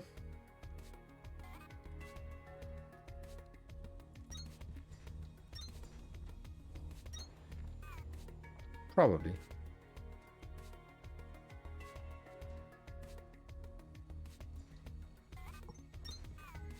And then it's, I can't remember these.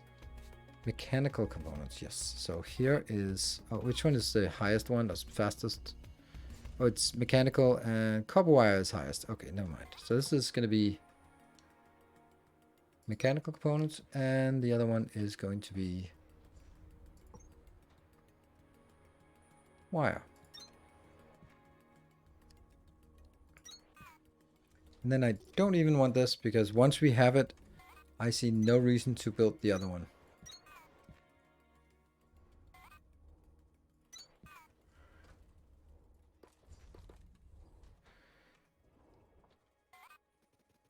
Yeah.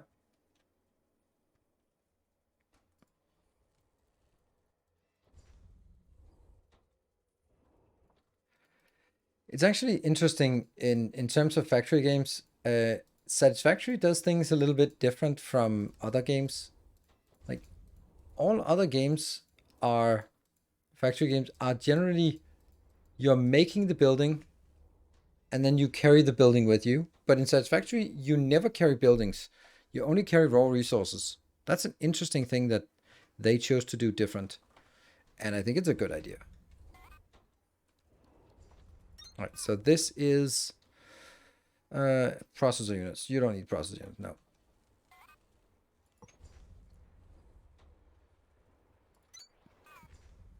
But then we have another problem. This one has 3 inputs. And one of them being, we don't know where to do it.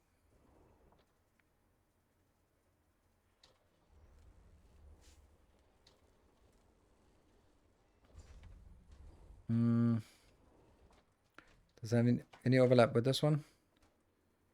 Nope, that's also high-end processors. For having the worst handcrafting system. Yeah, that is true.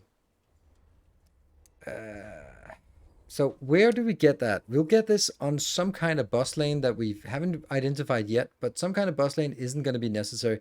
And I don't know which one that is, but one of them isn't going to be necessary after this point, and we'll have to figure out where that is. So, shit, that's actually going to be a problem.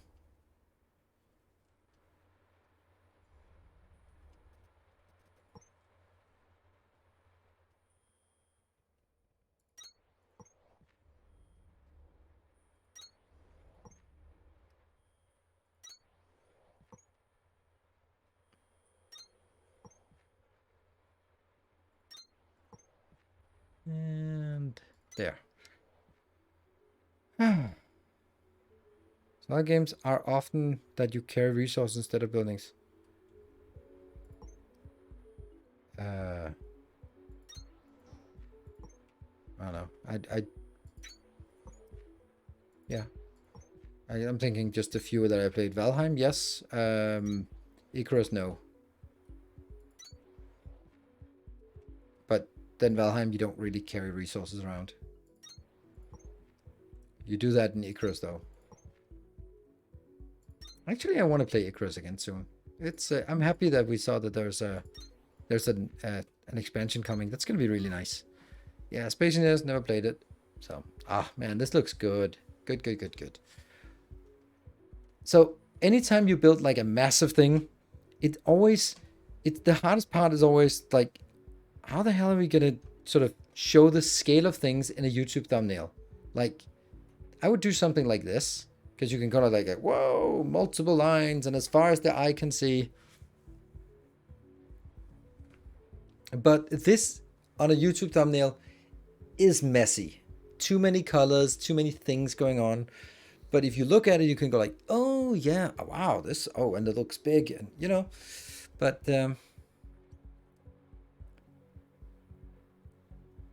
too gaudy, I don't even know what that means. I thought that would be something completely different from.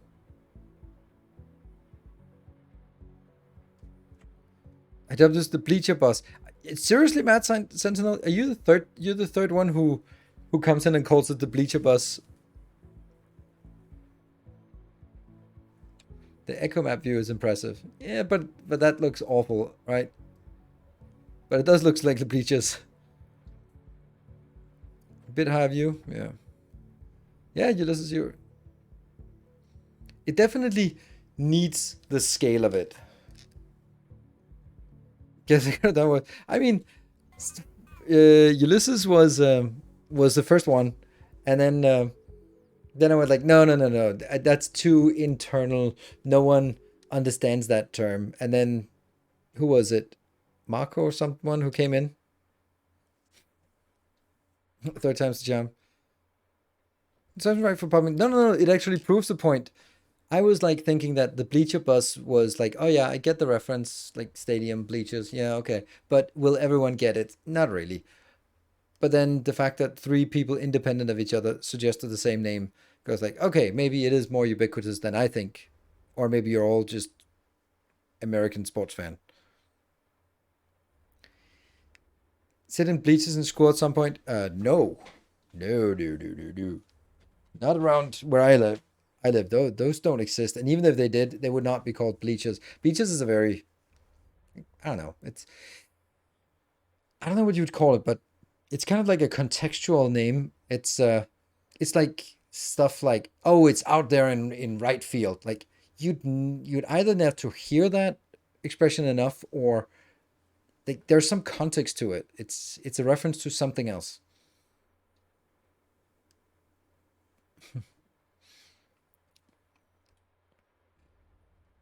A stadium seating bus, generic. I was wondering if it's too American. I mean, honestly, if I just heard, I've only heard the bleachers from context of American references, but hearing the word in itself sounds more like a British word than an American word. But that's just, yeah, that's just my sort of intuition, which granted is flawed at best. Well, we still have the problem of, oh, we have no problems because look at these, they're empty. So one of these will be something else.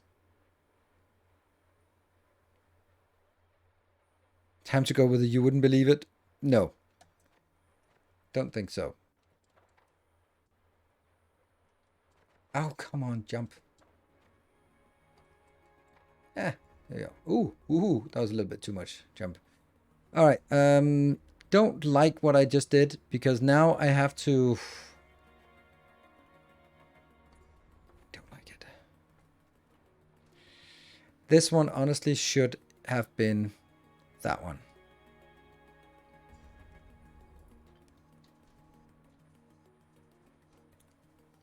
But then it doesn't have any overlaps with the next one.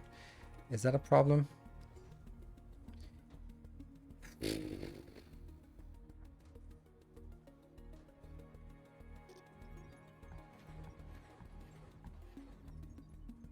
Oh, how I don't like this.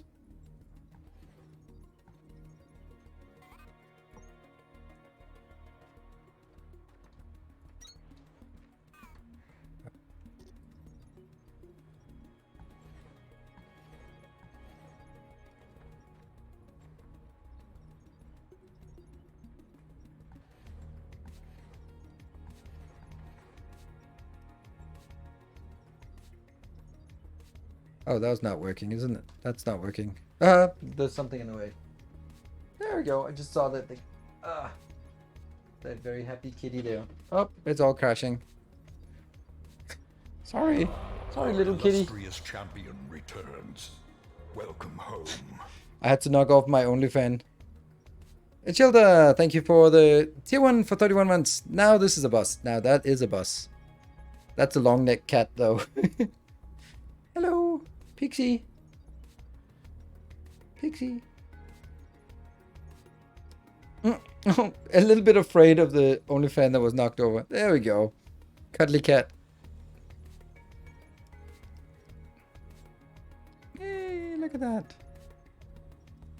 Almost looking in the camera. Yeah, the OnlyFan blocks the cat. Yeah, we'll just we'll have a little bit of a catting going on here.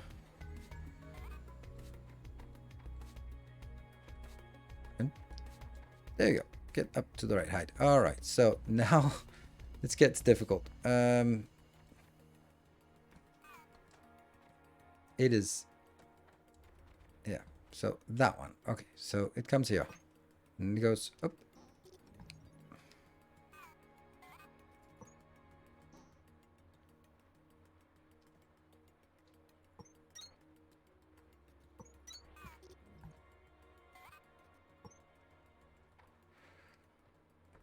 And was it this one? I think it was. So now that should be fine for you. Good stuff. However, you still have 3 things inbound. That means this is not going to work. Any of them higher? They're all bad.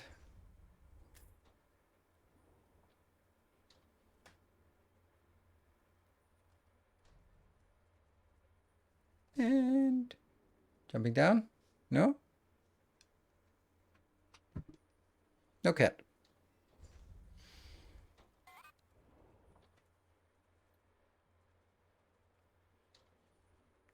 So this will be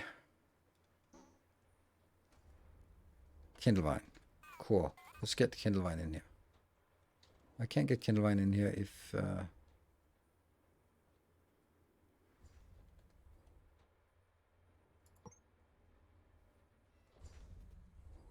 There we go.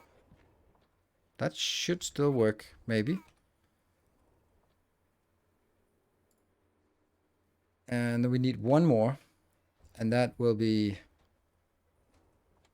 the copper.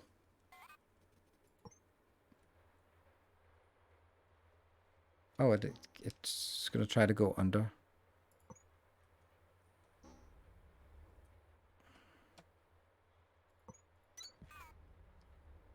Try again.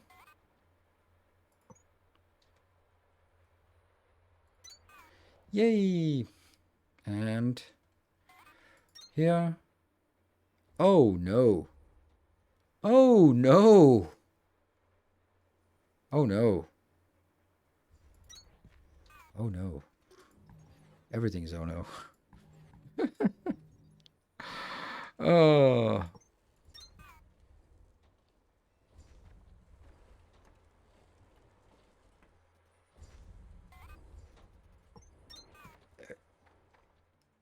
And the oh no part is, how the hell are we going to get these back on the bus?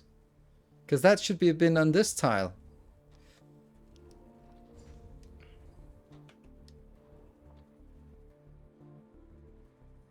Yeah. Oh. I think I have to redo something.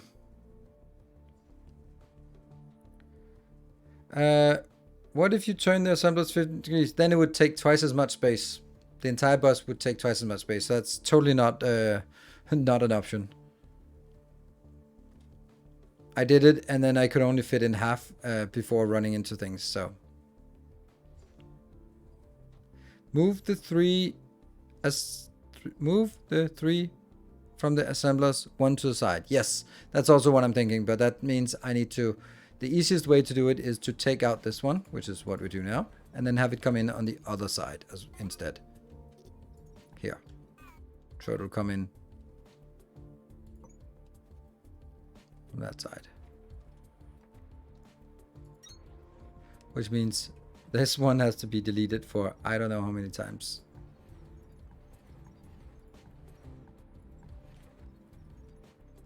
Second time.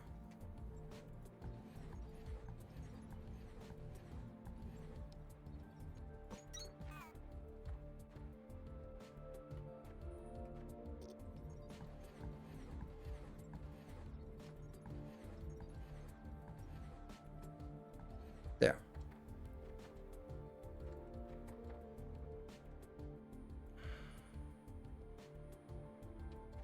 Ah! There you go.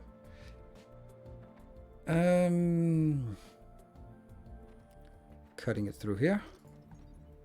I mean, it's definitely easier, but it's not easy. And can I even remember what I was supposed to get? That one. How's the power coming? Powerful. Power's fine.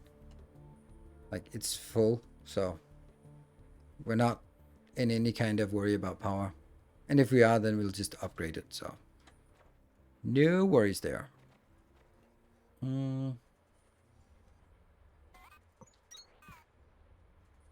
Yes.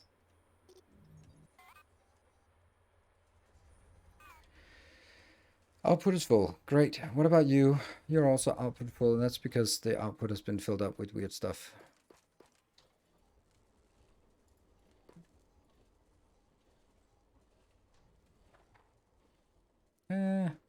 Maybe I actually want more. Maybe I just want 200, actually. Right. So what about you? You're also building really, really slowly, but you are building, right? Right? Yes, clearly. Keep floating around back there, and you're bound to find a couple of teenagers skipping class and making out.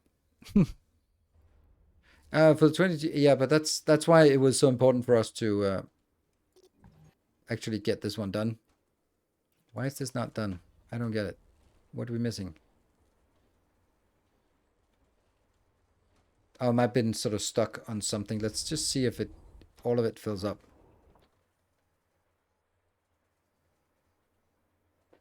That one's not filling up. Oh, it is. Okay. So it's just very, very slow. Yeah? Yes, very, very slow. 20 electrical. This is easy. These two are the ones that hurt. And I can't do anything about it. Those are slow inbounds.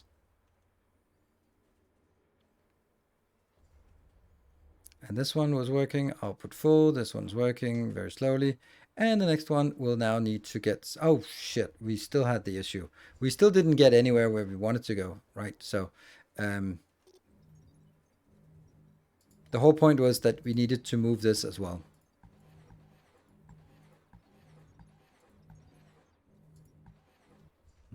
Oops. And then get it from here instead. Oh.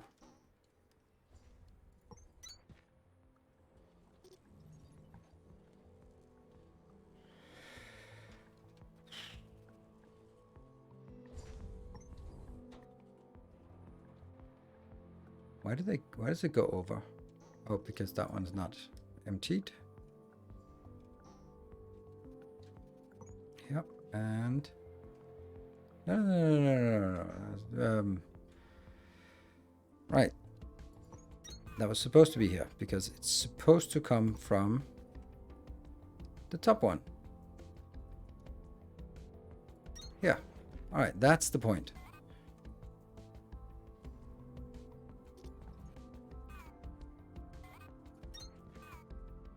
Okay, good. And now the issue is from here.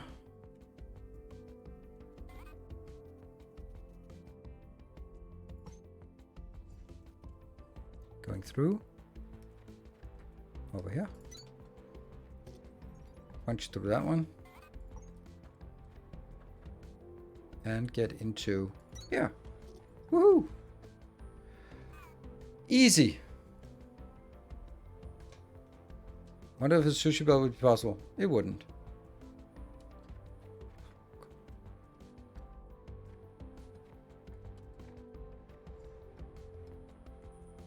Let's see. Oh, it's not coming out there because... Oh, that's kind of important. It has to be a filter. And only filtering that part. Glorious. Very, very flat accumulators. What? Okay, easy. First try. Now you're full. You're full. This one is... The whole point of this was just figuring out what it needed. You're going to be in here, and you're going to be in here, and you're also going to go over there for no point. And then you're going to get 3 inbounds here.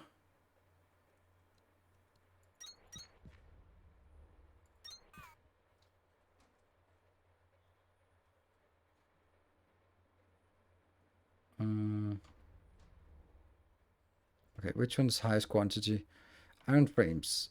So let's take iron frames here.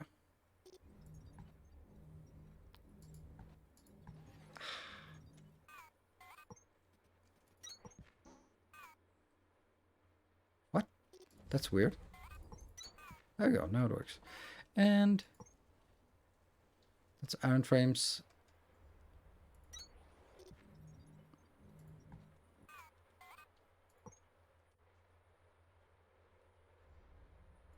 Here.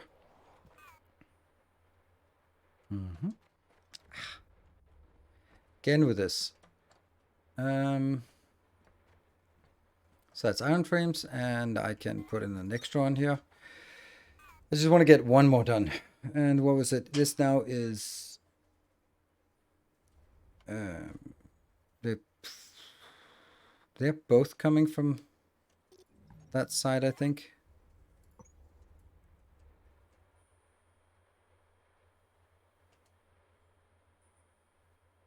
Nope. It comes from there.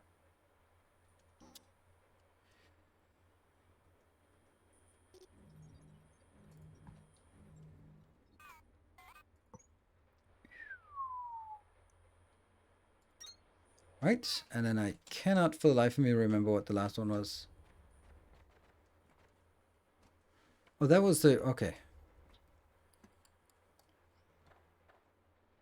Which is also coming from away. So they're all actually coming from the one furthest away. No! Oh. Oh, this is horrible. This part about getting across is just definitely an unsolved problem. Oops, why is this one dead? Oh, that's not good.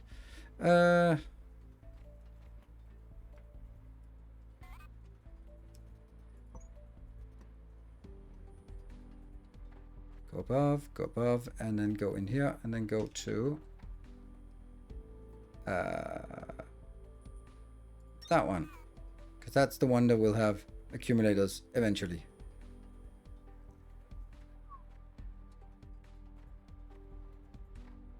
There. Eventually. Let's see if we get any accumulators in. That's going to take forever. So that accumulator build is probably the worst one. Yeah. Do you have all the power pack upgrades? Transportation? Yes, I don't have railroads, but that's kind of there.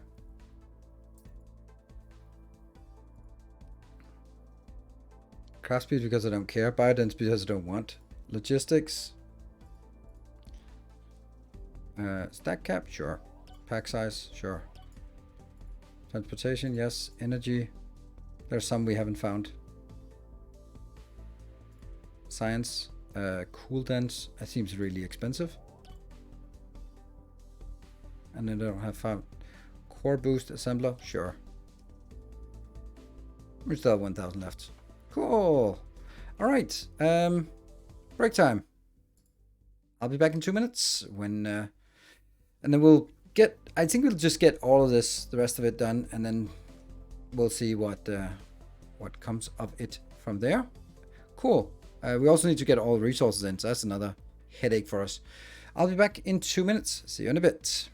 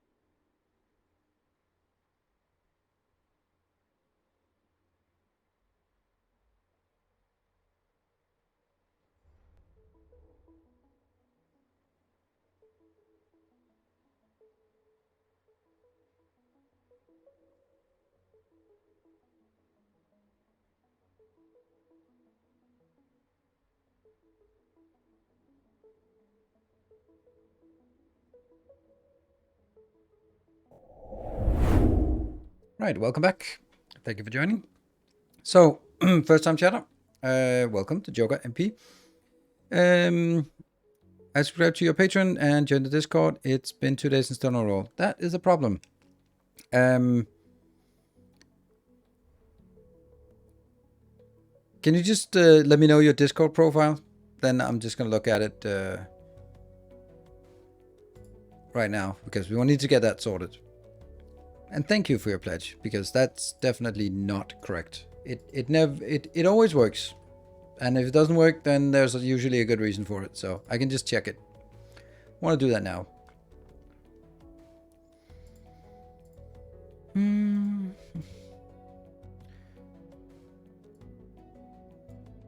Wow, that was people who have like 7 different names on different places. That's just always confusing. So let's see, members. Yes, I see that there's no role on this, and then I'm just gonna look on Patreon, and then you can probably call your name there. See your name there.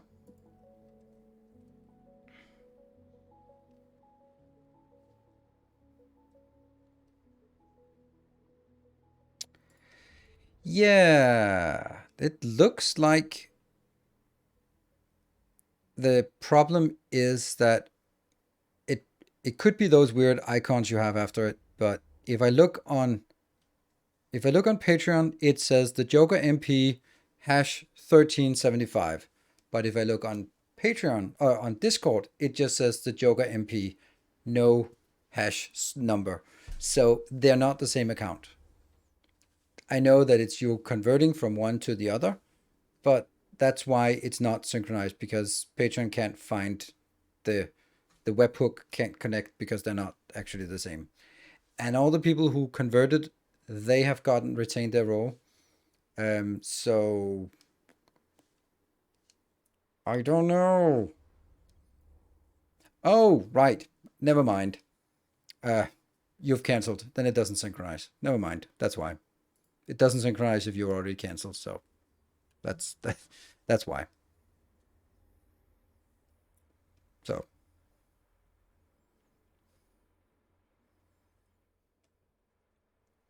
let's see. So this one is working, and it's getting in here. Good. And this is maybe getting in here. Nope.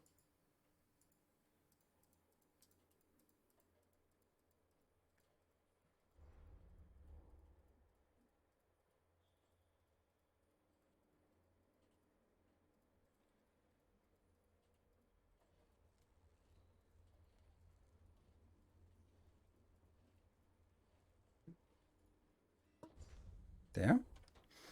And this is not getting anywhere. Why not? Because of the accumulators not coming in, right? Yeah.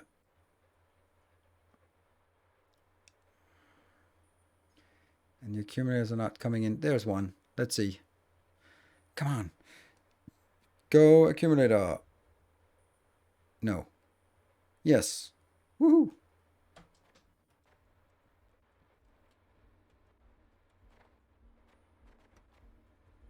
And woohoo! It gets one. It's 2 accumulators though. That's kind of expensive. Yeah, accumulators is going to be the bottleneck, because that accumulators goes into the vault stepper, and the voltage stepper goes into each one of the assemblers, and also here. But you haven't gotten your stuff yet, so that's fine. And that will just be an easy one for once. Yep. And then thresher, and yeah, those damn threshers.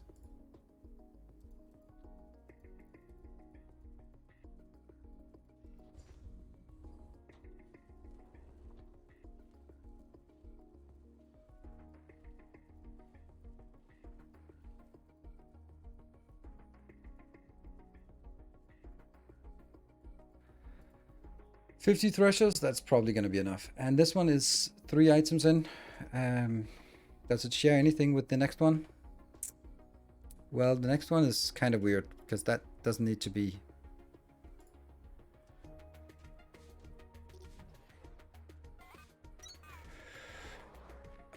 It could be if I did this, then it would share the iron grids or the iron gears.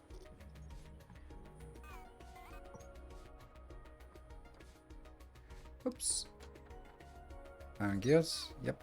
So that's. Ah! No! I don't know.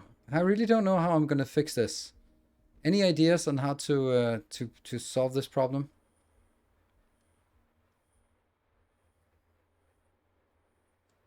Maybe we could do something like this.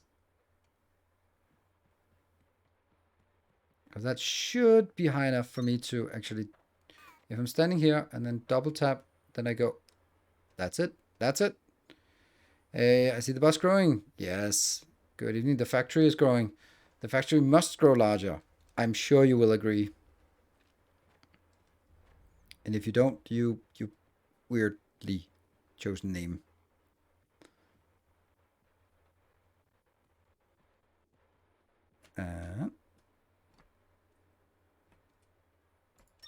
Woohoo! And hello, Nerd Up, welcome. Oh, that was a very, very easy solution.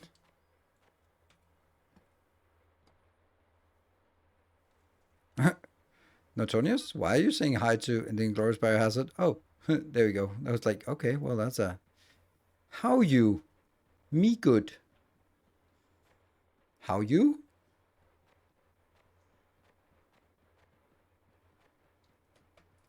I'm playing factory games.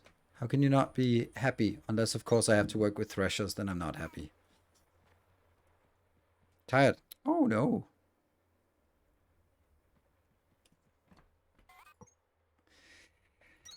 Oh, I am not tired, even though I didn't sleep much, but I am invigorated. I think that's the best word we can say about it. I'm also a little bit distracted, but I guess that's kind of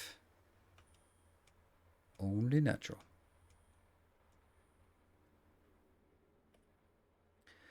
Oh, and I get my kids back tomorrow. That's gonna be nice. I've just been in not really in kids mode for 3 weeks, so it's gonna be nice to have the kids come back.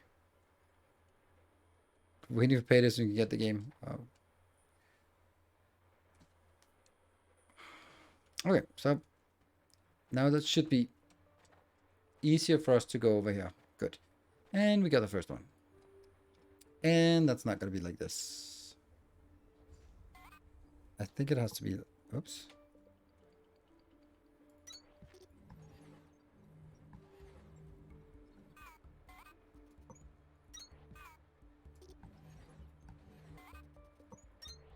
Oh no, everything is awful. Yeah. Have the kids missed the cats? Yes. And or their dad. Mostly the cats. That's what their mom wrote. Like, oh, they missed they say that they missed their cats. Maybe they also miss you. Like, yeah. Probably mostly the cats, but that's fine. That's fine. Okay, I just need to do this a million times. All right. Copper frame is not very much. Iron compound is close. Okay. This doesn't matter again. Okay, copper frames and mechanical components. They are both on the copper belts. Copper frames. And the next one is... Oh.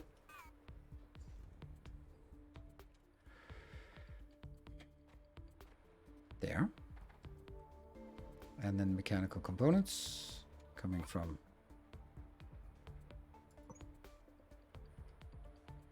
the top one. And I don't think I can make one here. Then I think it breaks. Yes, it does.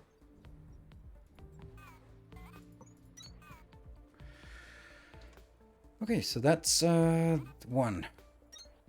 See here, and this one will only put into the next, so that's fine. You're not doing anything, but you can take those 44 inbound because we'll never use those again.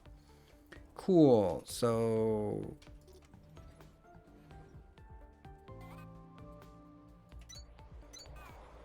and this will be the red ones. The red ones go faster. Good idea to make red ones go faster. All right, what are the other item? That is just basically iron gears.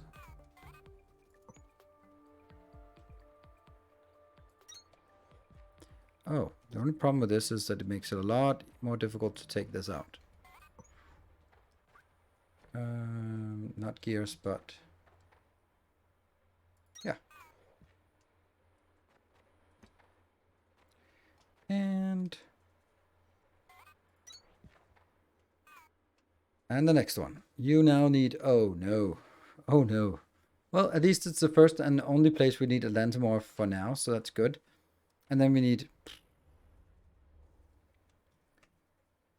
accumulators, which was on the third one. And what was the last thing we needed here? Oh, okay.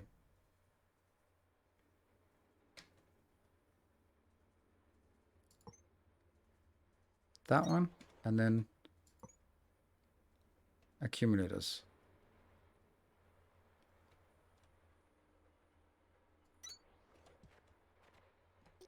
Punch through. And accumulator start here.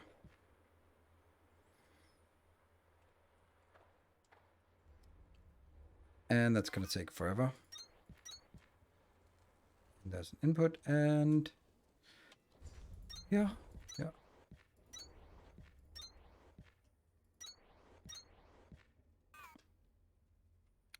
Let's see. Didn't we have something that we hadn't built yet? Oh yeah, we had that one hasn't been built yet, and that's gears and components. So let's come here. Yeah.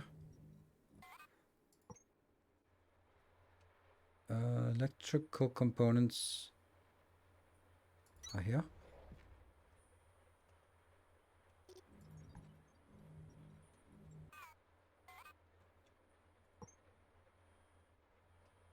And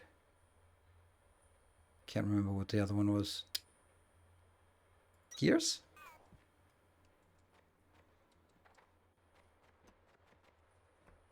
Gears and electrical components. Sure. And going in and then going backwards with the soil.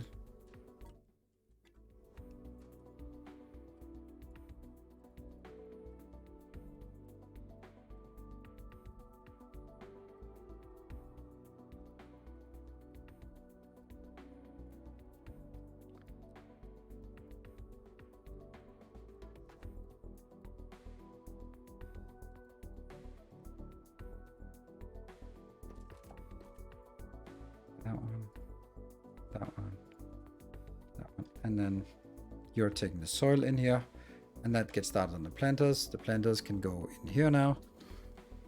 Didn't I have 1,000,000 planters? Yes, there we go. Don't need that many. All right.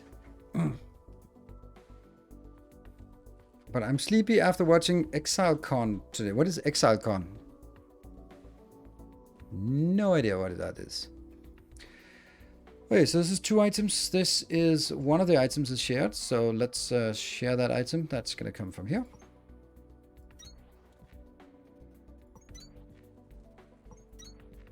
Oh, this is a 3.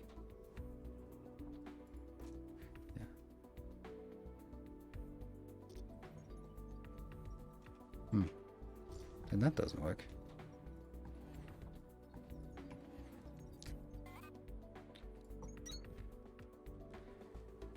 Insert on mining drill output missing. Cool.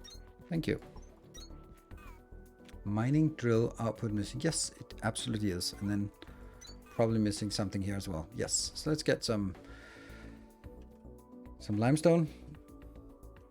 And, you know, now that I have to sort of break it up, then it's good time for us to go back and check if... Oh. What?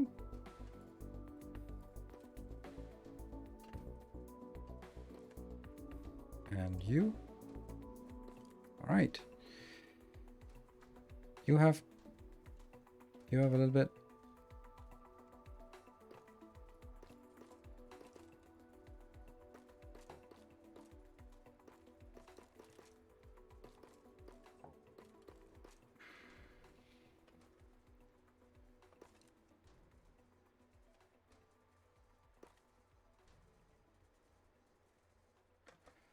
I don't do this because I want to. I do it because it's the only way to get rid of stuff. It's just basically getting rid of it because I can't delete things. So this is the best way of deleting it. Just converting it into biomass, or biobricks, which is higher density, and then forgetting about it, storing it.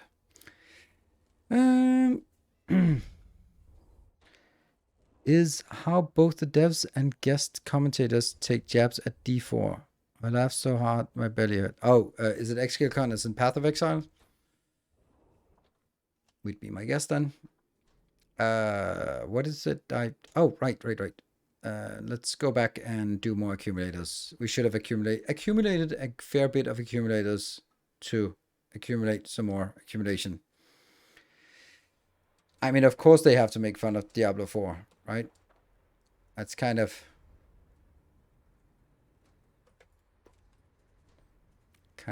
par for the course. That one. Damn. I should have taken these two out so it could continue because that one's working a little bit slower.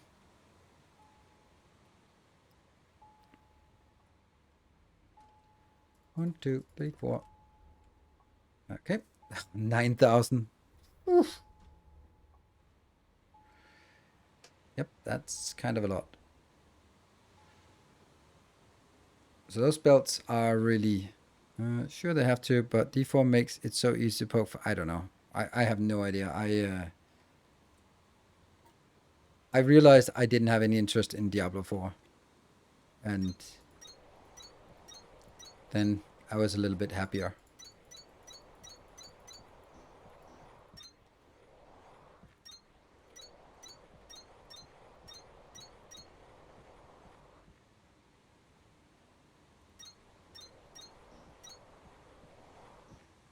Hmm?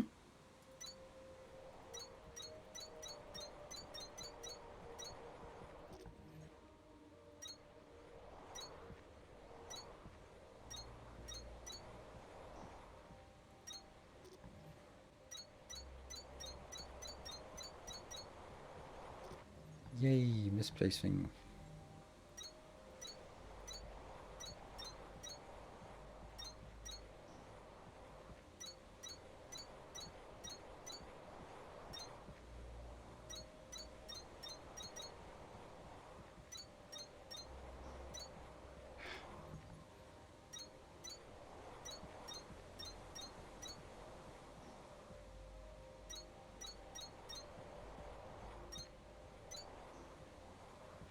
Yeah. 10 left. Good.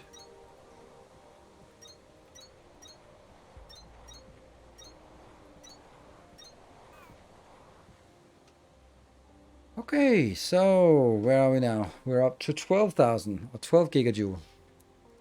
Still a long way to go. Couldn't get excited enough for 4 to buy. Yeah, I think for me it's Diablo 3. I played Diablo 2 back in on campus in university, and I had a great time with the people I played with, and I played it rather seriously. And then Lord of Destruction? That was Diablo 2, wasn't it? Or was that Diablo 3? I don't know. Diablo 3 was the auction house.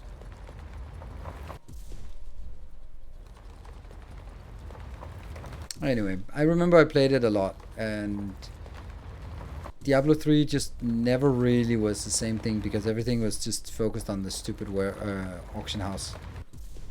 And that meant like you kind of had to pay real money because you needed good items, and the good items were not like the best you can find, but it had to be like the best that anyone could find. And that was pretty miserable experience, to be honest. And then when they removed it, it was too little too late. Is there a point to accumulators after you get the water wheels? Will power ever get interrupted? Nope.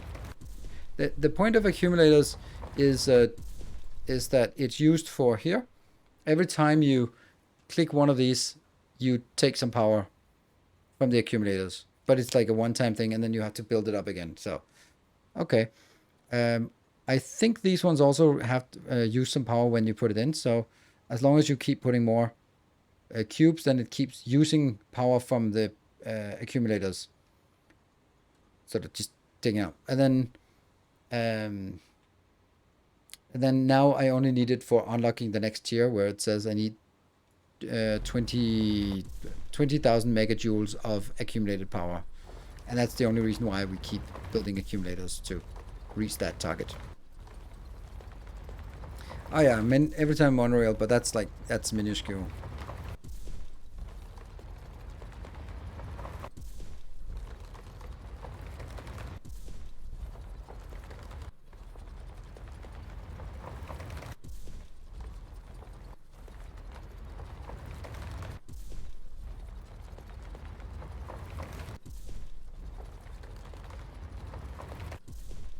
Okay. It's a big accumulation space we get here. But, whatever.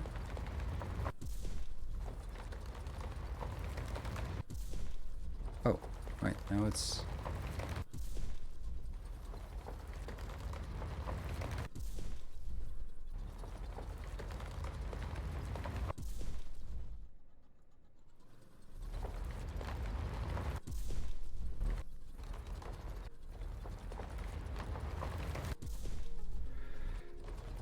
Okay, let's see. There, that is the end of the line. So that's also going to be the end of the line for the accumulator build here. Oh, not enough resources.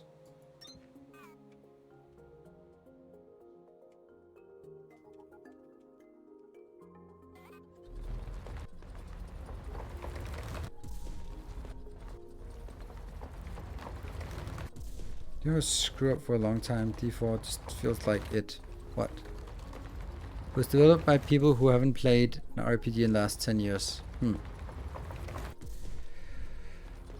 I think it's also difficult for Diablo because you are competing not just against Diablo 3, but that's more of a technical part, but you kind of want the same kind of gameplay. But Path of Exile has been continuously developing new kind of interactions and progression systems and all that stuff, and there's no way that a new game can have as much depth and variation as something that's been continuously developed for as long as Path of Exile has.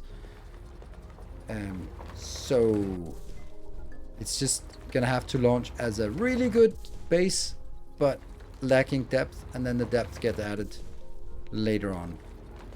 But it's still a really tough sell to say like, oh yeah, you can play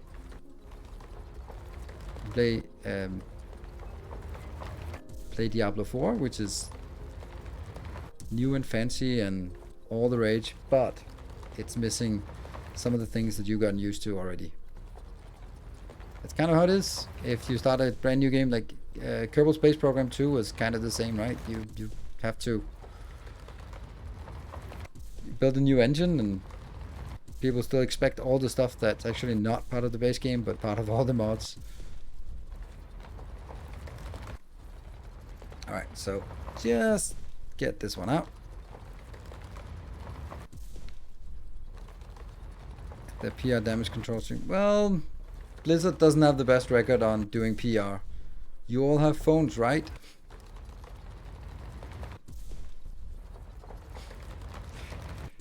Yeah.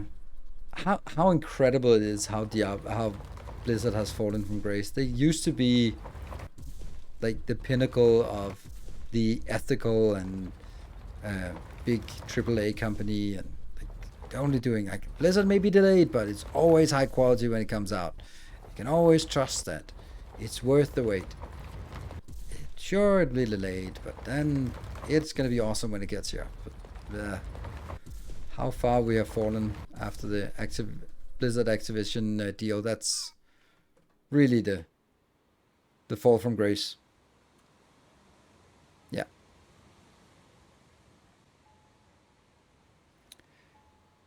But a AAA game launch a decade later than PoE has few excuses to be missing core ARPG.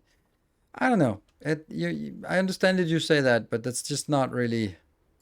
If you have to build a new engine, that's gonna take a lot of time. And if they then launched in 2 more years, but then had all the features of Path of Exile, then Path of Exile would still have been moving targets. So I don't know. I think there are some choices you have to make, and well, they made some.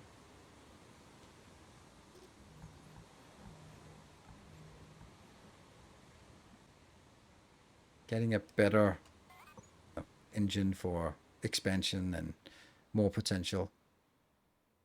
Then you can also drip feed things gradually, adding more features, which is commercially better than adding everything at once. And if anything is commercially better, you're damn right that Blizzard is going to choose that option.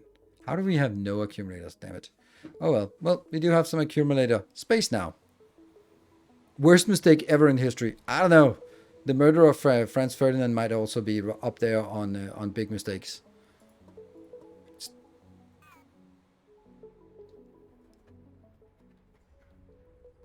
Now, when people defend a poorly released game because in 4 years into it, it'll be good.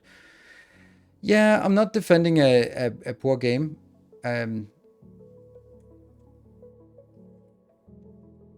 There's also a difference between understanding and excusing it. I understand it. I understand why they chose to do what they did, and I can't say if it should have been 100,000 hours more before releasing. I don't think that would be a better move. And there can also be all sorts of parameters, but you definitely don't want to overdevelop a game. I mean, you do that if you're an indie developer, you probably want to overdevelop your game. The core game has to be really solid. But if you're a AAA, you don't want to overdevelop your game. You probably want to underdevelop it, sort of commercially. Yeah, it's a little bit of a problem here. Yeah, a little bit of a problem.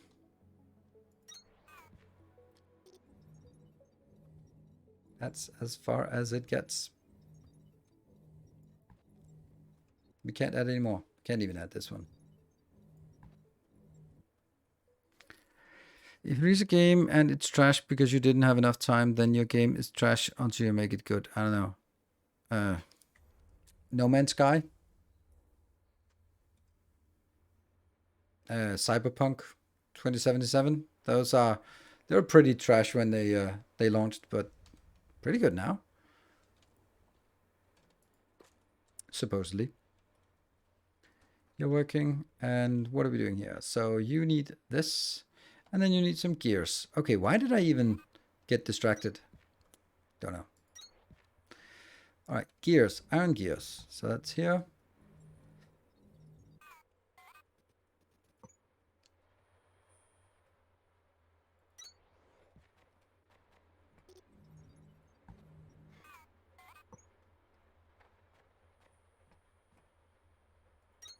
Right next to each other.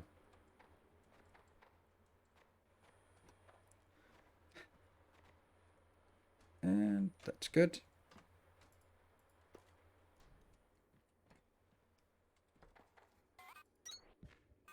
Yeah. Oh, I think I have something that isn't constrained as it should be.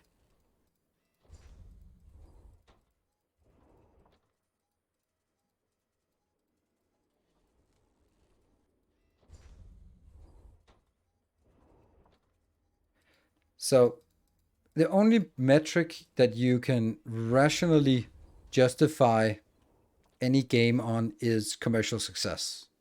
You can say you want all sorts of other things, but ultimately the only metric that matters is commercial success.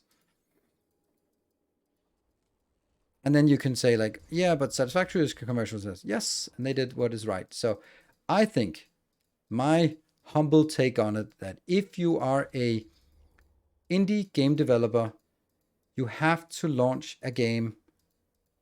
You have to over launch it or over build it. The reason why is because when you launch it and people have a really good experience, like really good, like this is amazing, then word spreads and you get a viral success because it's so good. It works so well.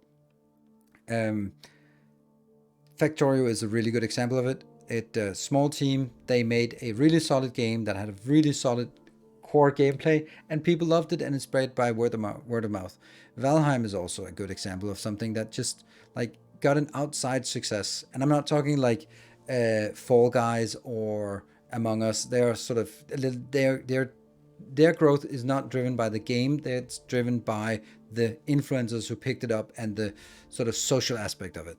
But taking that aside, if you build a game, I think you should overbuild it, because on the other hand, you can also look at games that sort of faltered, stumbled, and never got off the ground.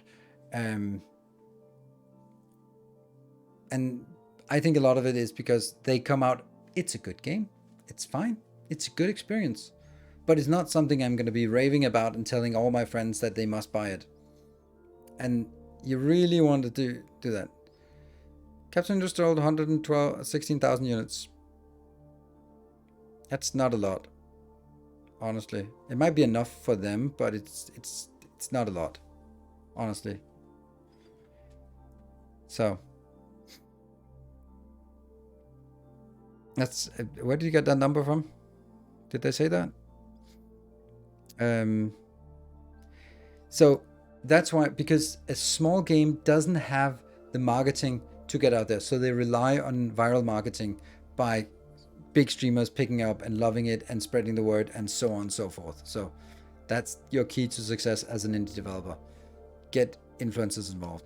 But a big game release like God of War, Assassin's Creed, Cyberpunk, they have all the marketing muscle to build up the hype for the game.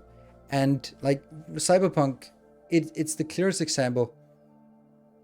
It was a shit launch. It was a miserable experience. And they made 8 years of development in 4 days and broke even after 4 days. Something like that, just from pre-orders. Like, who gives a shit how bad the game was? It broke even in 4 days. And after that, they could go like, okay, cash flow secured, end of the year, finishing up the year, nice, big. But of course, that from a game perspective, it should never have launched in the state that it was. It should have waited a lot longer, but it didn't. And from a commercial perspective, that was the right move.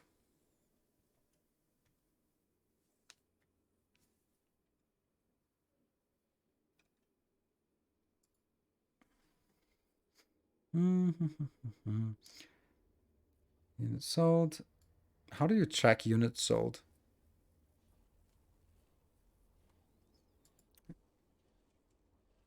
I mean, yeah.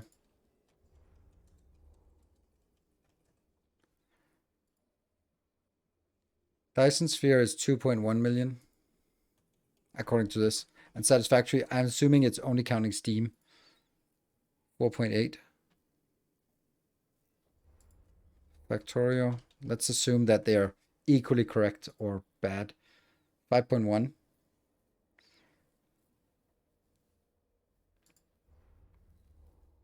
Mm, 2.8 million for 4.0 is pretty good. Yes, of course. But I don't know if that's the... Did you subtract the Steam fee?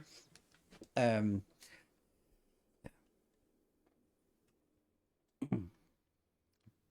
yeah, that's... And taxes. Yeah, but that doesn't matter. That's not...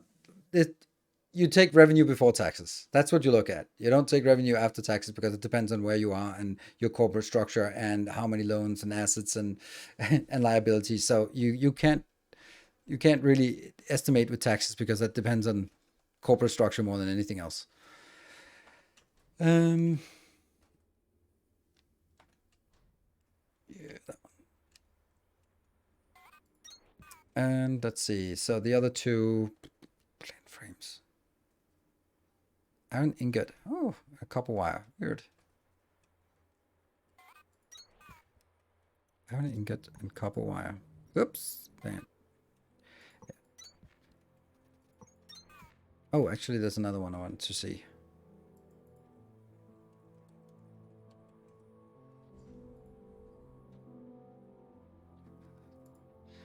Yeah. What is more impressive in terms of money is the success of Mr. Roberts in selling people the future. I have no idea what that meant. I don't know who Mr. Roberts is, or the future, or what. I don't know what the future is. I got lost. Which one was it again? It was something copper what? Oh, copper wire, of course. Copper wire. There.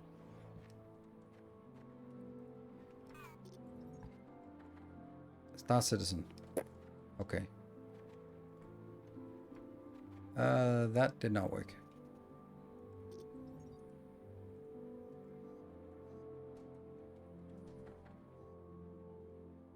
Oh! That must have run out.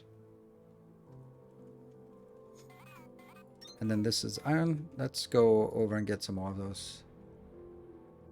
That's iron ingots.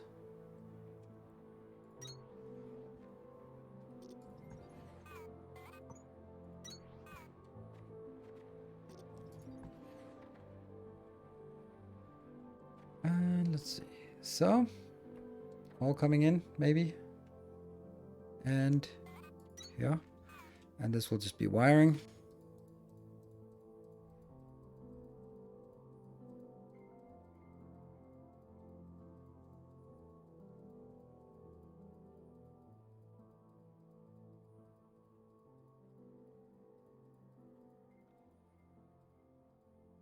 Probably not all of them. That one. Cool. That we made a game in the future and made hundreds of millions on. Oh, right. Okay, yeah. That vaporware. Yes.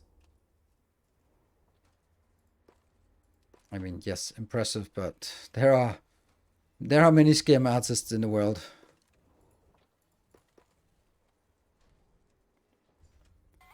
And we need to go. Oh, actually, hold on. What about? It would be nice if I could actually just see what items were in here, like in an easier way. I'll take all of these out.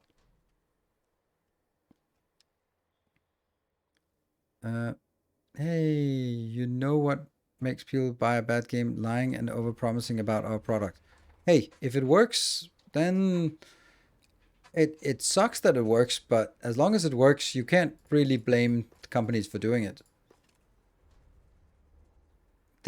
Companies are not supposed to be ethical. They're supposed to be profit generating.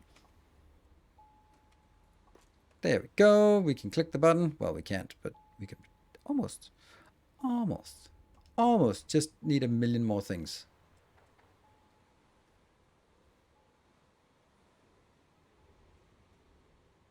We're still chugging along.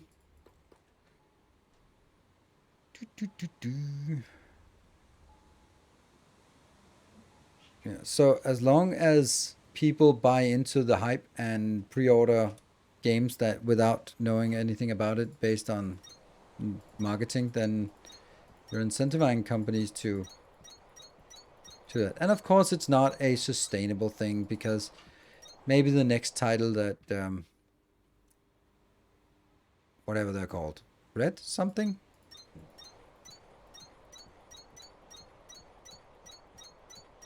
Yeah, Cyberpunk. Whatever the next one they do, people might be a little more skeptical, but their track record was impeccable with Witcher 3. So, hey, it's going to be Witcher 3, but with guns. Yay, awesome. How can they fail on that? Oops. Right?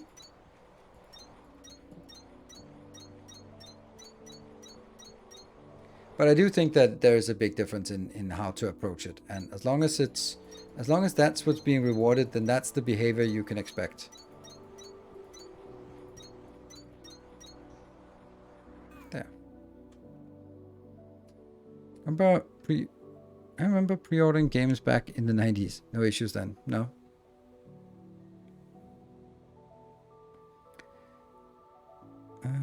But I think the problem is us. We keep pre-ordering games. Yes, that's a major issue that encourages bad behavior. Yeah. The problem is humanity is too gullible.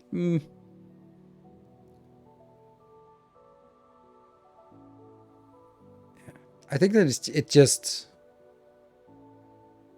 doesn't hurt if they are ethical by making money. Yeah, but it's really hard to find an argument that you can provide to a CEO why if you could look at two alternatives between the launch of Cyberpunk 2077. One is in the fiscal year in November, and you make profit and you can see it and you break even. You just start making money and it turns into a positive year. Good shareholders, good bonus for the CEO and CFO. Or you make sure, spend another 6 months on polishing it, and then it flips over to the next year, which means you don't have any income in that year because you didn't sell your big game, and you only have the cost of running your 300-man development department.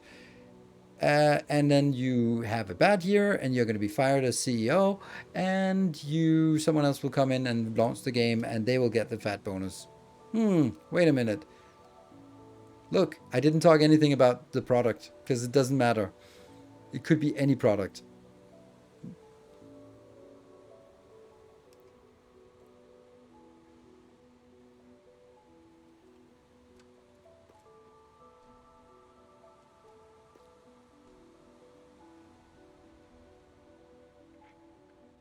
Does the product do what they claim it does? If the answer is no, then that's lying. Well, you are sorely mistaken. You are so naive that it's unbelievable. You can't seriously be that naive. That is just the most naive thing I think I've ever heard.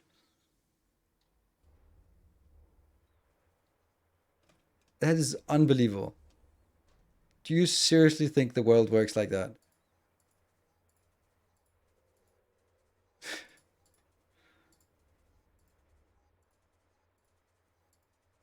Everything is you're there. Your job as a CEO is to make money for the company, and you're making money for the company. And very very few companies are not driven by that. If they have external stakeholders, shareholders, if it's like a family-run business or something like that, they might have different priorities.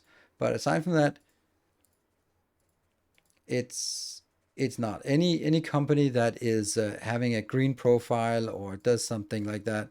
They don't do it because it's the right thing to do. They do it because they want to fit their brand to that market segment who cares about these things.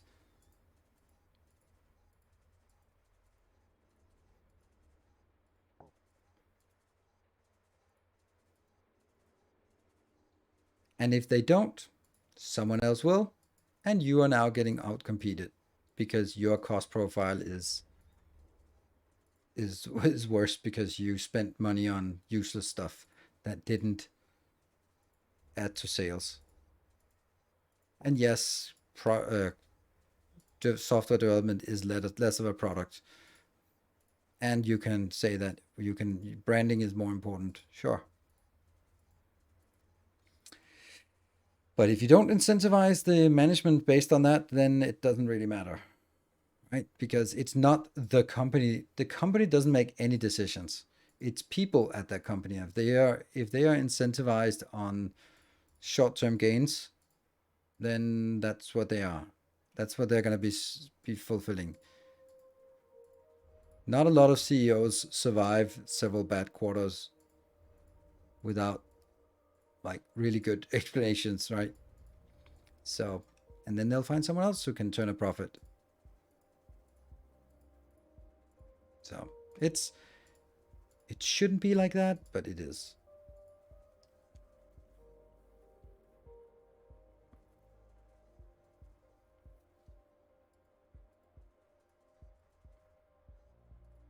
It's when you see companies with like green profiles or ethical profiles, like for example, the best case is Ben and Jerry's, right? Ben and Jerry's. Oh, it's everything is like naturally sourced and fair trade and donating crap to. They cultivate their brand because they know that the market segment for Ben and Jerry's, they give a shit about this.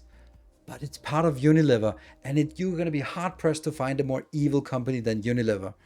Maybe Monsanto, but then that's kind of it. So it's when you have a broad portfolio of products and one of them has a really distinct profile and all the rest is just bland stuff, then it's not because Unilever has any kind of green profile. They just know that this is the market segment who pays twice as much for Ben and Jerry's.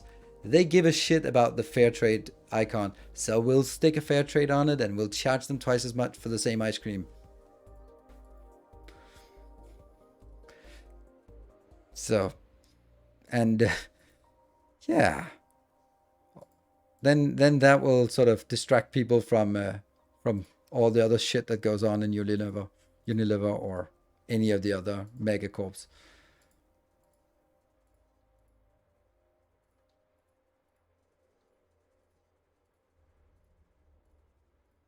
It is the sad truth.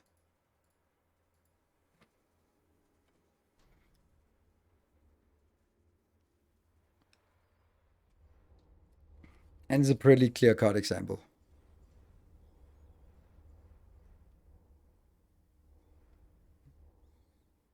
Right? And you can see how... I don't even know about Ben & Jerry's. Our popular one is Chapman's. Yeah. It was just an example of something which is overly branded. Or Starbucks coffee is also another good example. Like Starbucks coffee is also fair trade and all sorts of organic crap, and it's just a fucking cup of coffee, and people buy it because they like the brand. Sure, it's got good coffee, but you can probably get just as good coffee at McDonald's, and or definitely at an off-brand place you can get just as good coffee, but ooh, they have this special brand and special flair, and you identify with Starbucks as a brand. So yeah, all that crap.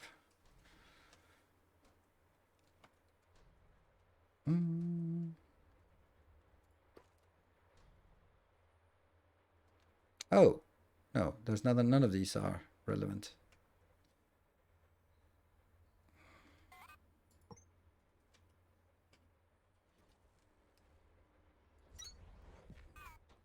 Okay, and yeah, and this is more of this one. Okay, so we need some iron frames and accumulators. They're both in the next one, the furthest one away.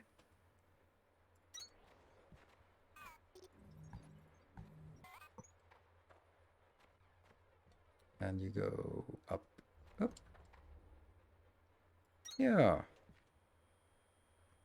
And this one is the other one. That's the accumulators. Oh, that's wrong as well.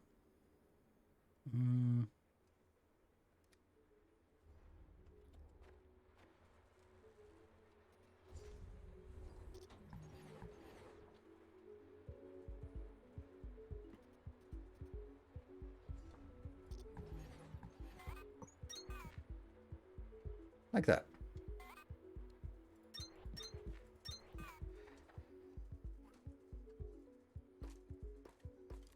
That's a little bit much.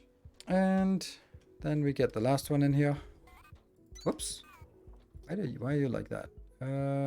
There. You're fine. You need to be unlocked.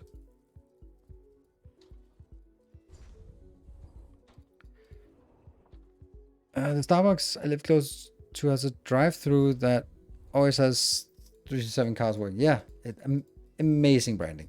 Amazing branding from Starbucks. Like, The insanity of getting people to pay that much for a cup of coffee.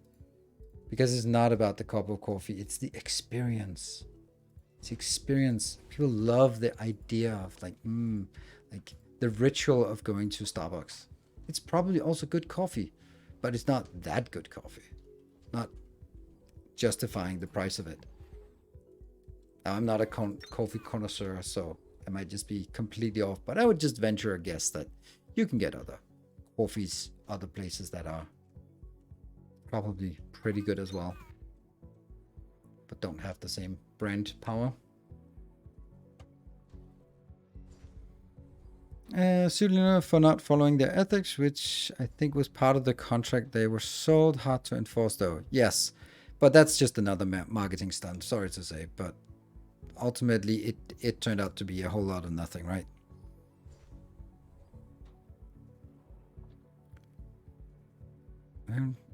Like we have Starbucks, but only 2 locations in the city.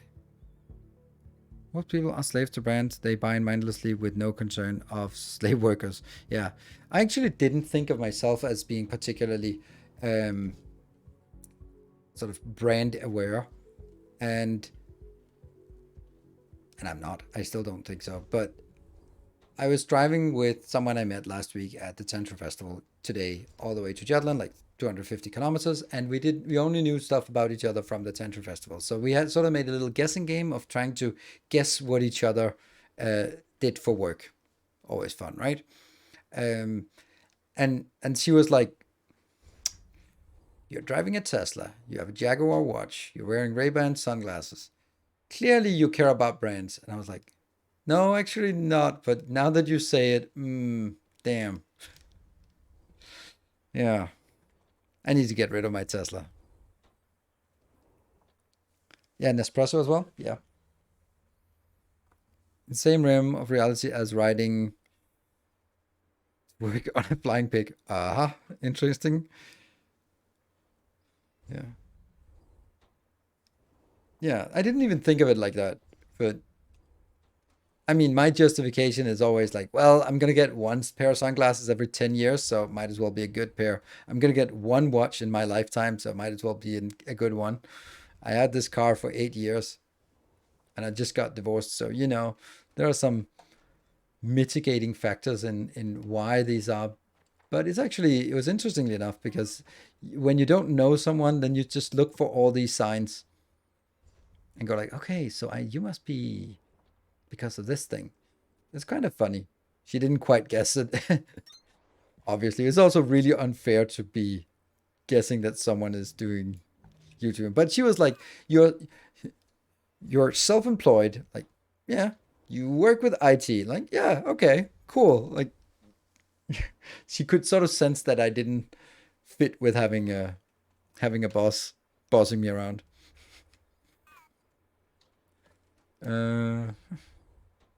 Copper comes out. Oh, that one is not correct.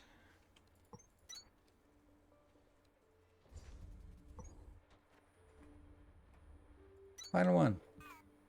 Oh no. Shit. Oh right, I just didn't extend it. These ones.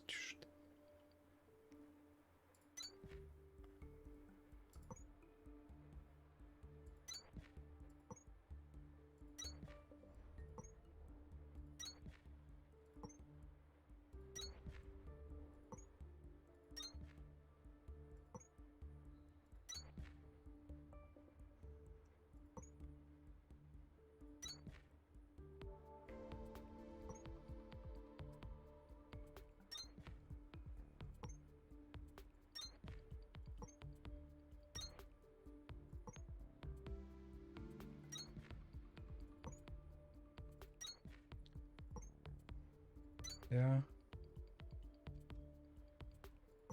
Oops.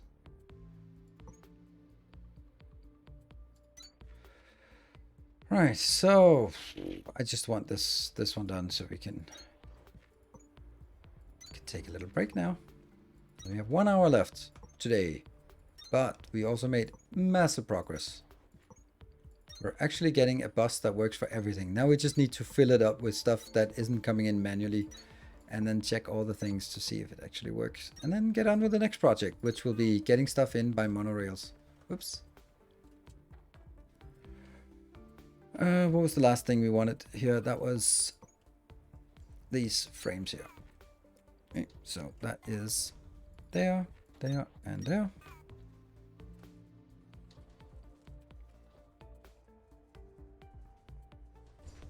Oh, it's already coming out. Cool.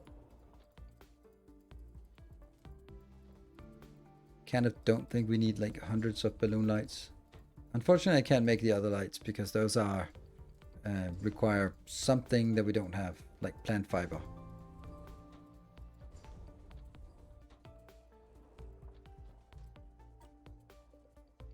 Like these, plant fiber. We don't have that on the bus, and I don't want it on the bus either.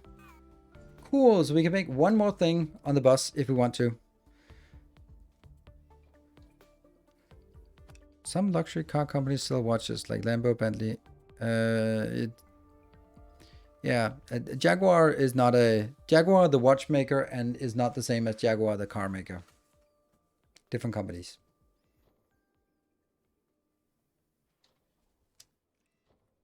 So, it's not the same. I'll show them. Where is my watch? Oh, cool. So, anyway, let's take a save, and then I'll be back in 2 minutes. Yeah, so here's the thing about this. I enjoy playing this, but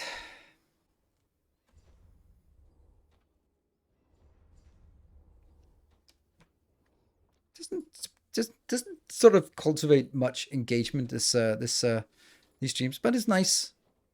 Progress feels really slow. Yeah, it is. But that's kind of how the game works. So, anyway, be back in 2 minutes.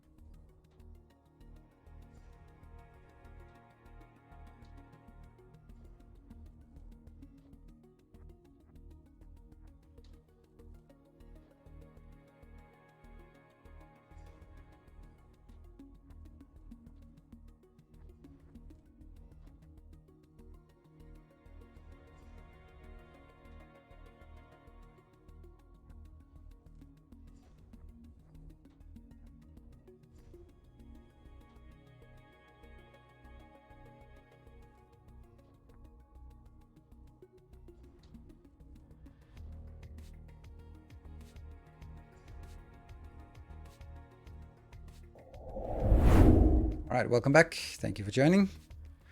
As we progress slowly, but we progress on this bus. But what you can also say that at this point, every single item in the game is now being automatically produced. That's pretty cool. Like, no matter what we want, we can just go grab it. All the subcomponents, all of the finished products, just yum yum yum yum yum. Grab it, be done. Awesome. That I think is pretty cool. Our illustrious champion. Miss Timony, thank you for the 52 months. Much appreciated. Thank you. 6 subs today. All right.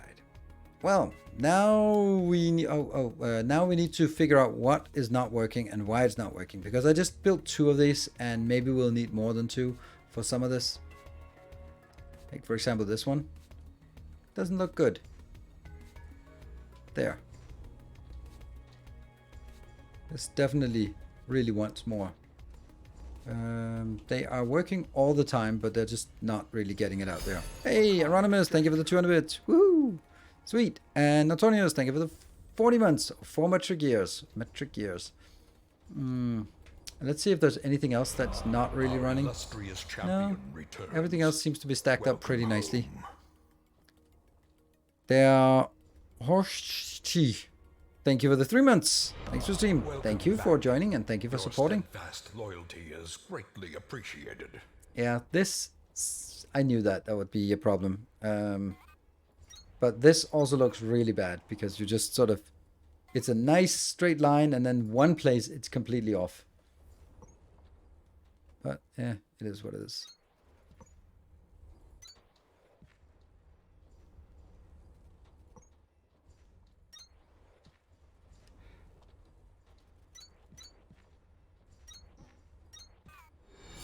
A kind gesture. Yeah, and that one. They just built so slowly.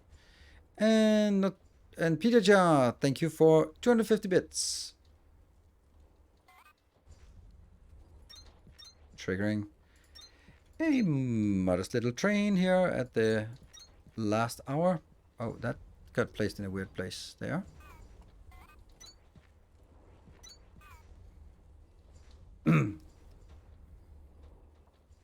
What? Pretty much what Antonio said. What did Antonio say? Not to talk about brands and corporations being horrible. Yeah. Hey, Anonymous, thank you for the 3 metric years. Well, 3 metric years. That's very nice and also very generous on Patreon as well. There. How do I pronounce it? Horsch? Horsch? Is it German? There. Thank you for the 2 gift subs. I'm sure that eventually I will find a way to pronounce your name in a satisfactory manner. Yes, German. Yeah. Right. So now we have to figure out. So ideally, the next part is that we would have separate factories for each of these things that would just sort of funnel in here.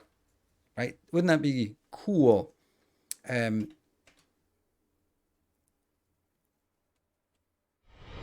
And Moradin, thank you for the 26 months of level 1 or tier 1 subscription. I'm always just, right, these days I'm just really focused. Every time there's a, where it says tier 1 subscribe, then I'm just like, yes, yes, a little bit more yes, because those are the ones that add to our, there we go, Partner Plus achievement, working towards that. So really appreciate bits and primes and gift subs. It's all amazing. Right now, I have to focus a little bit more on the tier 1, 2, and 3 subscriptions because those are the ones that actually help me reach this milestone. And if we reach that by October, then it'll be a massive boon for me. So yeah, you can upgrade it, convert from a prime to a normal one. That's help a lot. Or if you want to support for several months, then that's a little bit of a discount for that. So just so that everyone is on top of that. Right, so it's clear that this part isn't being consumed very quickly.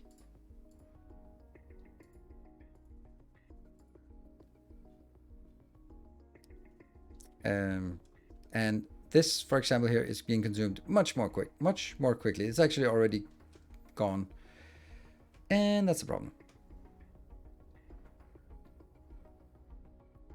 All right, so we see if we can get at least the level 1 hype train today.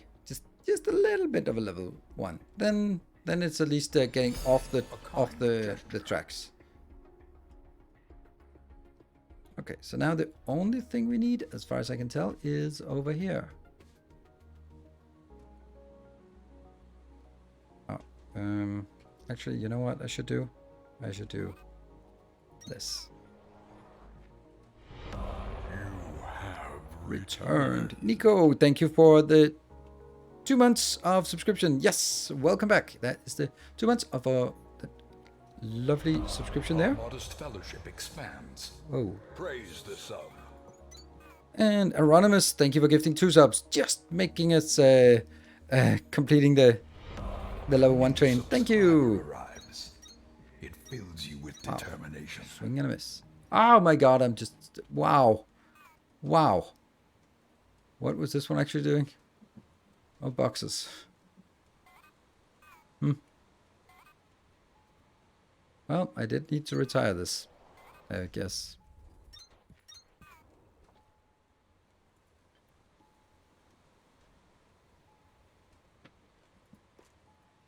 There.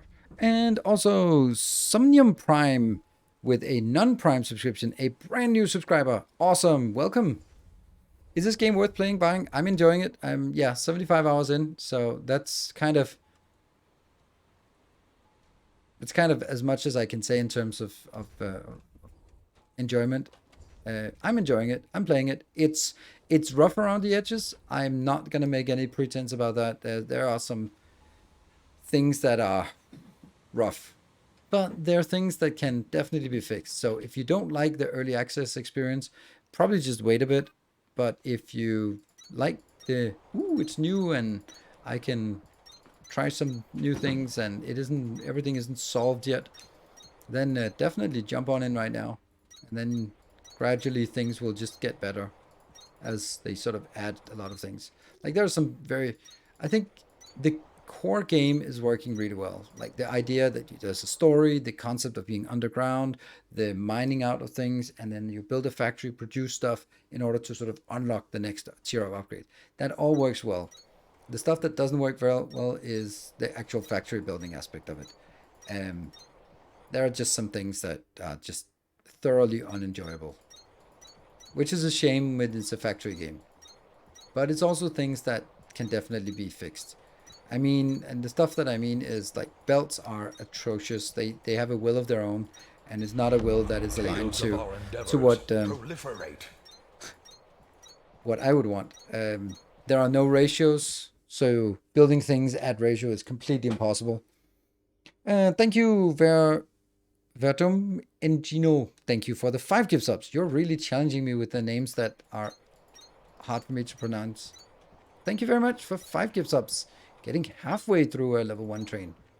Or halfway through to a level 2. So we're midway between stations.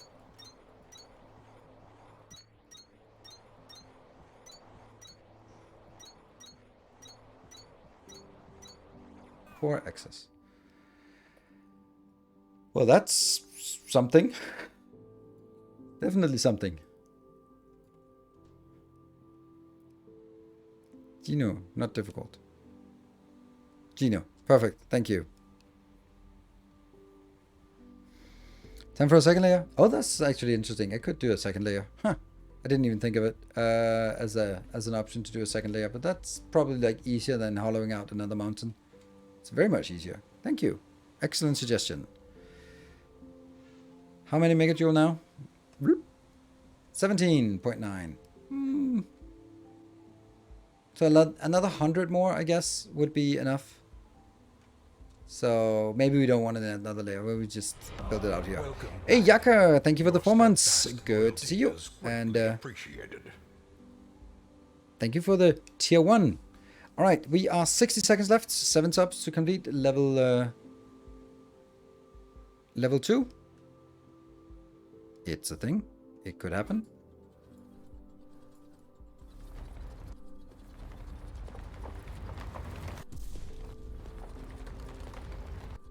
And if not, we can always do the subs command.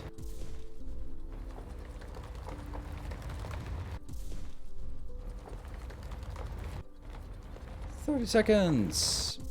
Final chance.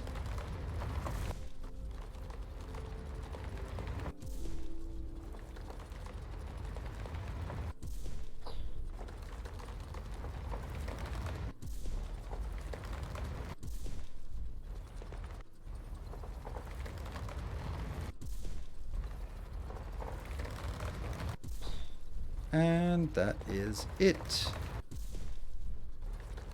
There you go. Hyperlink successful. Thank you for the level 1. PGTR with 250 bits. Yes. Thanks for all the work. Thank you. Well, thank you for allowing me to do this work. I feel quite privileged that that this is what I do now. It's also interesting, like the idea of, like, I know some people both here in the community and also in real life, like ask a question like, oh, are you gonna do this like for the rest of your life? Oh shit. Oh shit. Oh, sorry, I couldn't hit the mute button fast enough. Yeah, sorry. Dabbing.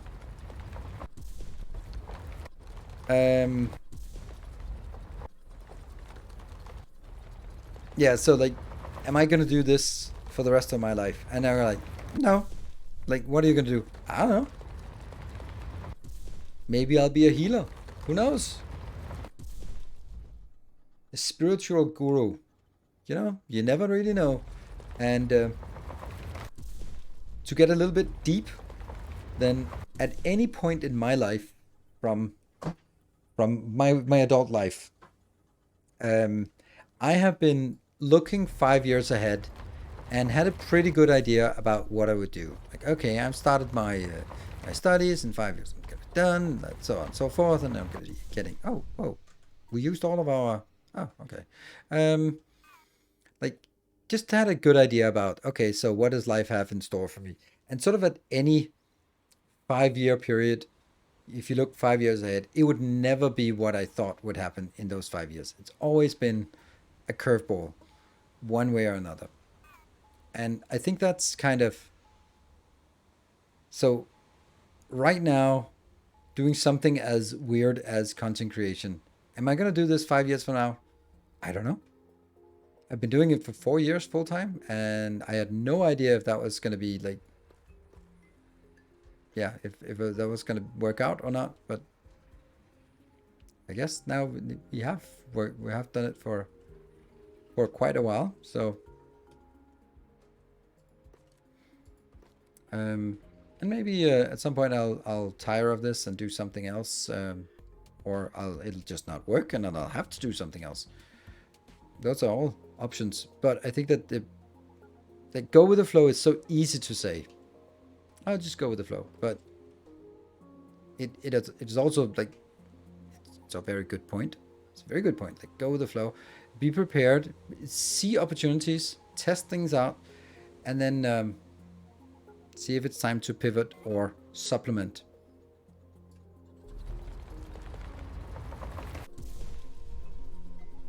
Talk to angels. Oh, I forgot to pick those up. The cooling things. Talk to angels or get a boat. I mean, those are all options. Healer in WoW? No, not in WoW. It's because I've been told that I have healing hands. And you know, back in the days, like, women wanted like guitarists, because guitarists and piano players, because they have good hands. Like, no. These days you want gamer hands. They gamers know better than guitar players and piano players. They know how to touch.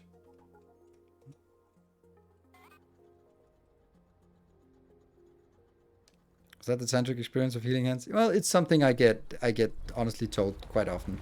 That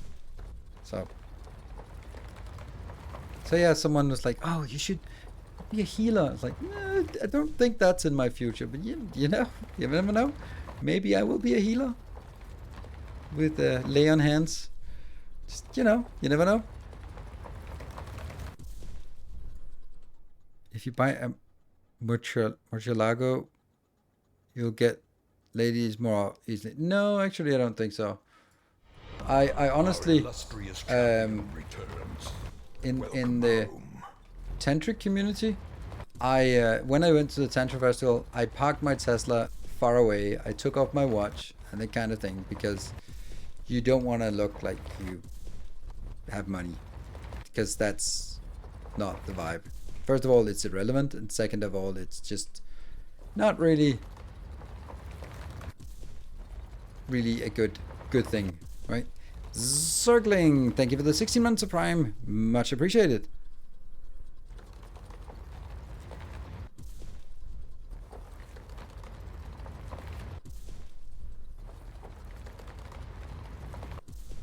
And no, definitely I wouldn't get a... I'm honestly, I'm thinking about my next car, and it's obviously not going to be... Hey! Twitch, welcome, thank you for the Prime. I'm thinking about my next car, and it's... If it wasn't because of Elon Musk and the shitty service, then I'd love to get a Tesla, because when they run, they're excellent. When they don't run, it's shitty service beyond what you could imagine. So, yeah, plus I don't want to support a right-wing fascist. So, I think I'll pass on the Musk-mobile for the future. But then what? And then it kind of torn between, like, of course it's going to be an electric car, but do I want something that's really get the nice experience that I have with the Tesla, or do I want to go like, fuck it, I'm just going to drive back and forth from school. I don't need anything fancy.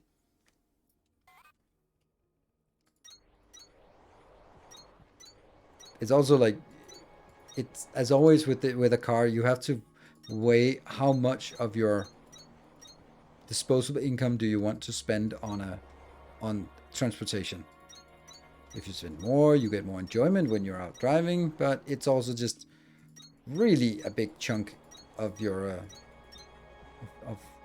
chunk of money that you spend on just something that's only a means of transport. You're not gonna get anywhere faster. You're not gonna get anywhere better.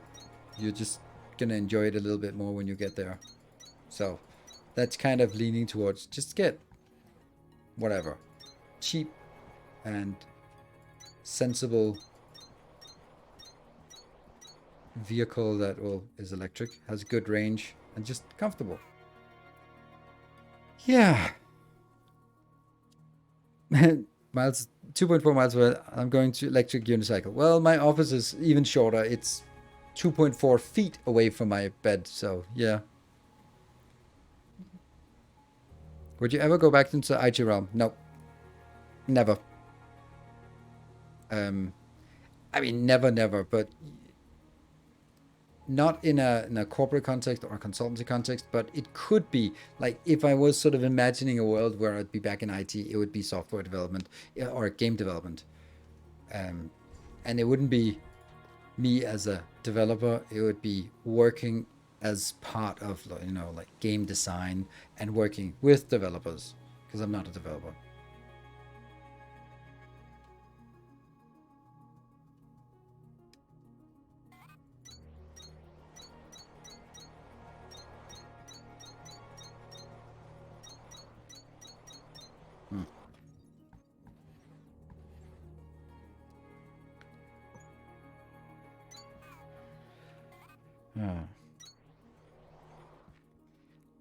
But definitely, I will not drive anything except electric. That's just so much more convenient.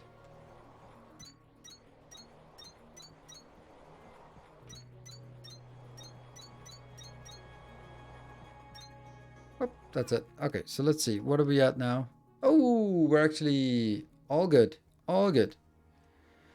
Our local news talked about people getting stuck and having to tow their electric vehicles because they do some long trips across Canada and the chargers are broken or whatever along the way. Okay, that kind of sucks. I mean, in a place like Canada, everything is pretty far apart in Canada.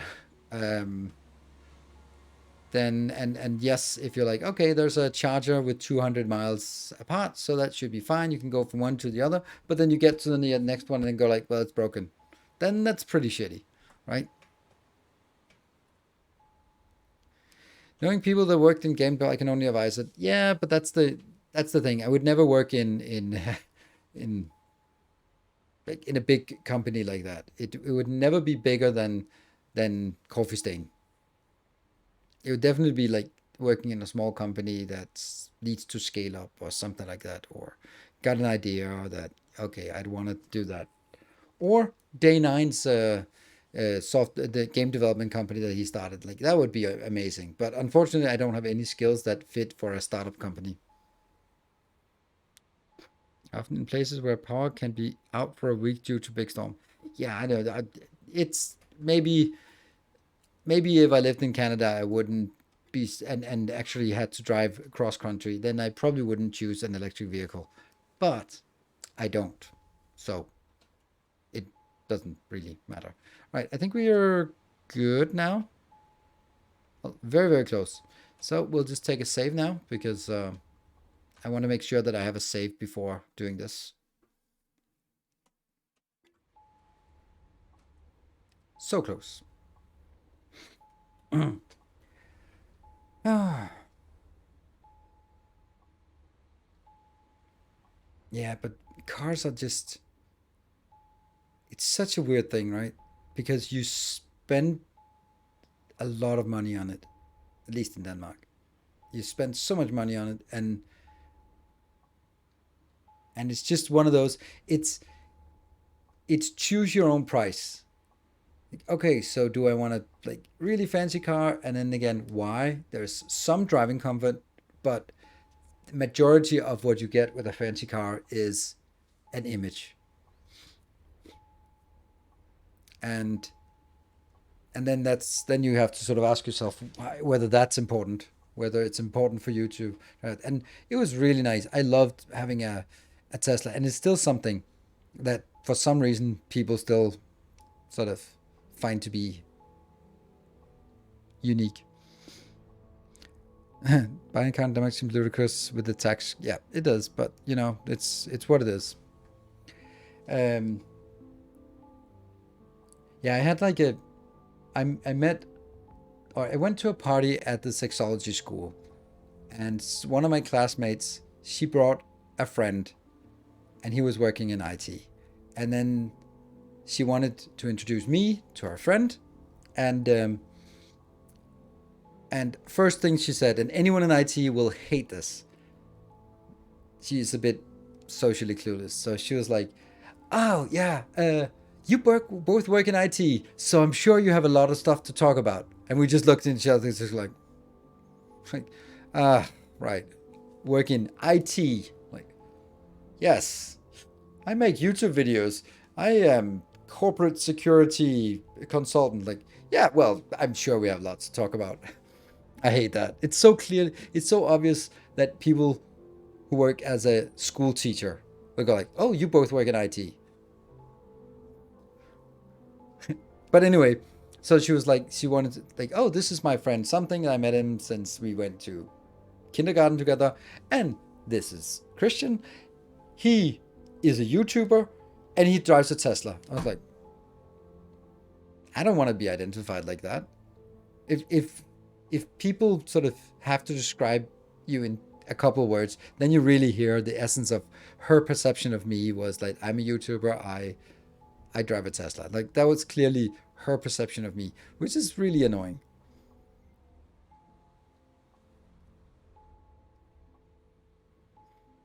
So, because I can fix my computer, usually I can. And that's the thing, right? Yeah, like most of the time when people who are not technical have an IT problem, and it doesn't matter if their printer or it's their router or it's their PC, you can pretty much fix it. Most of the time, it's something relatively trivial.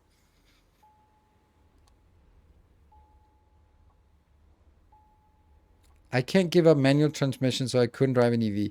There is no point in having manual transmission. After I got a Tesla, I just realized how utterly stupid manual transmission is. It makes no sense. There's there is not a okay. The only reason is that's it. That's all you that if you enjoy that, stick to your manual transmission. But aside from that, fucko in terms of reason for it.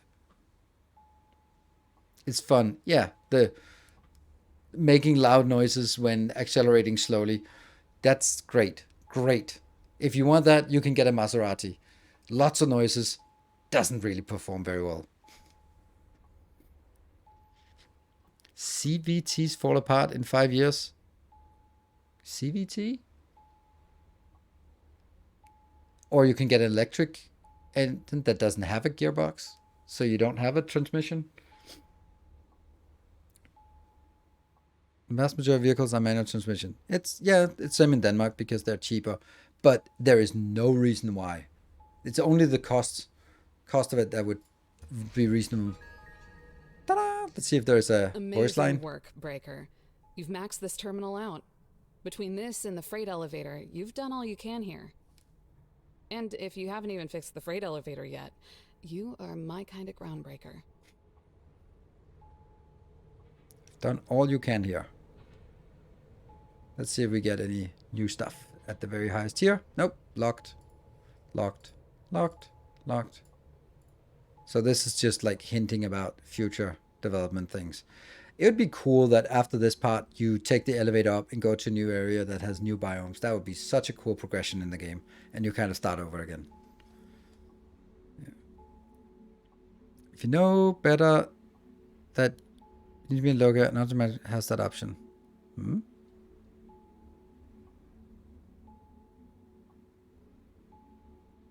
Driving an electric performance car changed my life. So amazing. Yeah, like, I want to go faster. I hit the accelerator. Other cars vanish in the rearview mirror.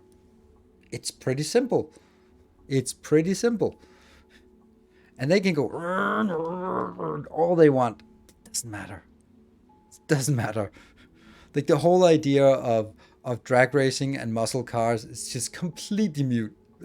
Completely moot point at this after electric cars. It's just like, here you have a Hellcat supercharged tuned, and here you have a stock electric vehicle. There we go.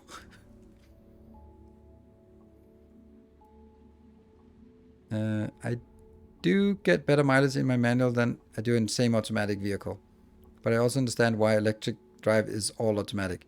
It's not automatic. Very clear, there is no automatic transmission in an electric vehicle. There is a fixed transmission. There's not automatic, there's just a fixed transmission. In a Tesla, it's 9-to-1 gearing, that's it. So when you drive 250 kilometers, the engine spins at 60,000 RPMs. It just spins faster. It just goes faster. It's a fixed transmission, and then that's also why if you're driving a Tesla, 0 to 100 or 0 to 60, depending what, is lightning quick. But overtaking on the motorway, then a good petrol or diesel car is much better. Yeah. Oh, you set up the freight elevator like a monorail and transfer resources between sectors. That would also be cool. Or like a fixed resource, or you can only get like X belts through or something capacity, so that it's not starting over entirely, but it's also not sort of just continuing on top. Oh yeah, red Teslas are the fastest. Of course, red ones go faster. For sure.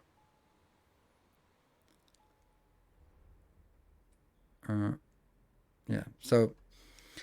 Right, so now I want to find a place where we can mine some resources. And here is a big copper mine. So maybe we hollow out some area around here to make a copper mine. Oops, a copper mine here that we can use and then sort of feed into the copper here, and then do something else here for... Oh, actually, this is a good... It's a good smelting area. Let's take the iron first. That's probably used more. Woohoo! We've now completed the game. Let's see. That same level? Kinda. Let's see how much it is the same level. Yeah. So So definitely electric. It's just so convenient, and autopilot, like Tesla autopilot, is probably what I'm gonna miss the most if I change to another vehicle, because it's really good. Or you can only get a lantern in a certain sector and have to transfer. Yeah, that's true. You get some new.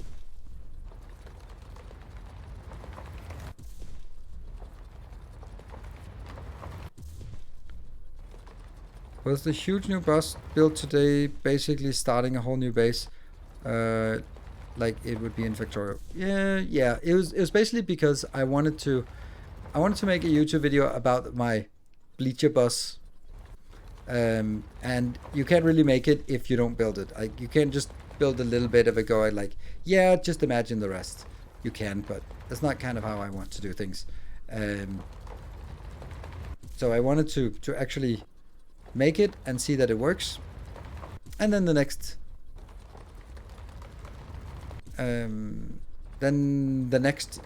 build thing, if we want to continue, is going to be, I think we'll continue a few more times, it's going to build like things that feed in here.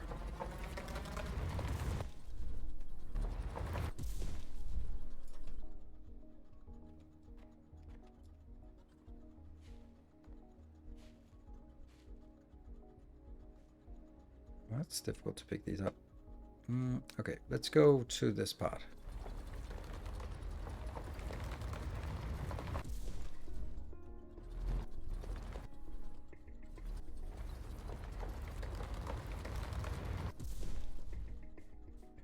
Get this corner.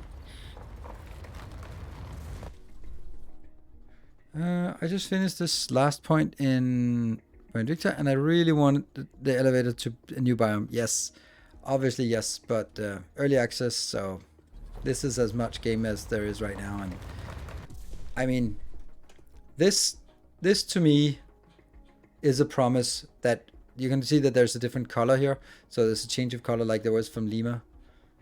Well, Lima was a different color, and then Victor, and then something else going up the elevator, and then that'll be released later on as another chapter, I hope.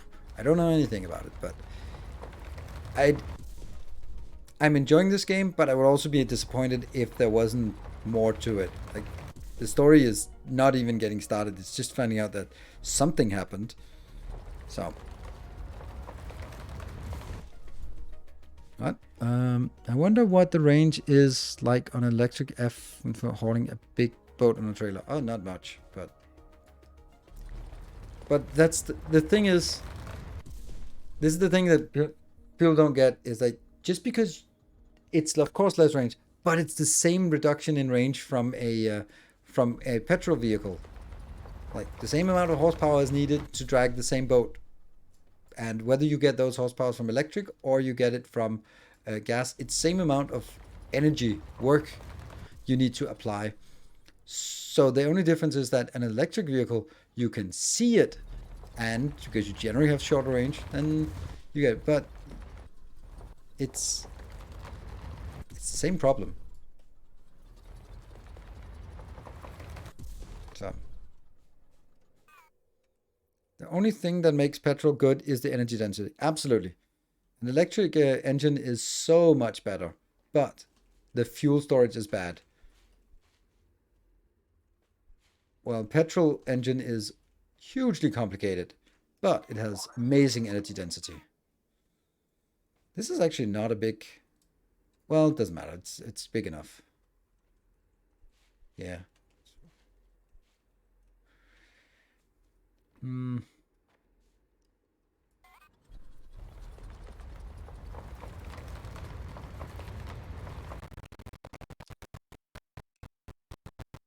Okay, that was not a good sign. Okay. Well, we survived. Still alive.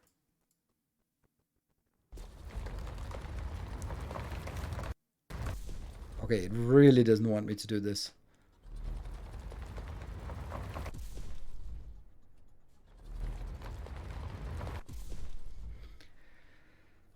Just a wind turbine in your car, and I'm sure it'll be energy positive. Yeah. Sorry, I'm not coming to work today. I have a headwind, so I'm gonna stay home and work from home today. Yeah, I'm sure that's a great idea.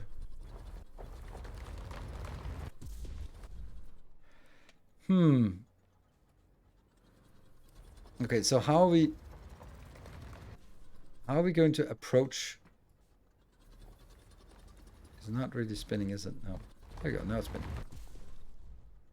How are we going to approach this? Build floors at this height?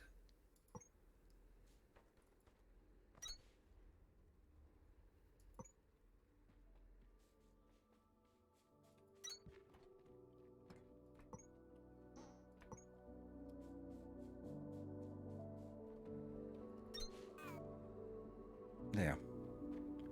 Yeah. So we'll do the mining part here, and then we'll figure out where we want to do like a structured. This is how you'd want to make your mining builds, I guess. Which is going to be super simple, right? Let's have a look. There's nothing that way, so we can actually just go out this way and use that for our space. Oops.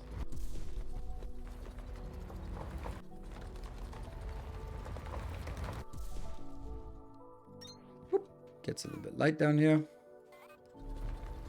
Today I read in Germany the mechanics and garages are scared about the fact that electric cars have a lot less need for service and repair. Oh yeah, well, enter the German unions. But it is true, which is a good thing, but not if you're a car mechanic. There's also like, there's been a shift for car mechanics. Like, if you were a car mechanic, I don't know, like 15 years ago, it was just rolling up the sleeves, getting oil on your hands, and tinkering and turning. Right now, every single what you do is you plug in a laptop and you just run the diagnostics, and it tells like, okay, the left wheel is a little unbalanced, there's a leak in the oil, and this thingy needs replacing. And I go like, okay, good. Then I do that stuff. So the whole, yeah, it's, of course there's still a lot of skill to it. I'm not saying that, but it just, I can imagine if you want to be a mechanic, it's because you want to tinker with vehicles and just like, work with the vehicle. But you're going to be working with a laptop more often than not. Oh, okay, I see you need a new firmware update in order to get the maximum amount of acceleration, and then there's this thing, and this the airbags need to be calibrated, okay, and then we need to reset this thing, and we're like, okay, well, that's just more software engineering than...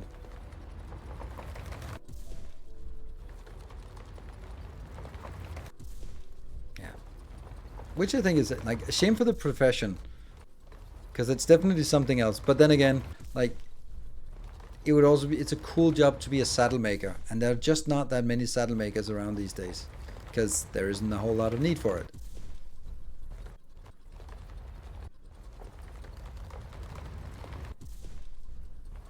I was scared by a car mechanic my whole life. Time to flip the tables. Yeah, yeah. The thing is, like with car mechanics, it's because they have all the power. Like, you go to them and go like, there's this weird tinkering sound. I don't know. And then they go like, oh, no. This is, oh, it's not, oh, this needs to be replaced. And oh, it's a legal requirement. I can't let you drive out here without replacing this thing. And you go like, really? Really? And all it was that you just dropped the screw in your cup holder and it's been rattling, but now you just got a new engine.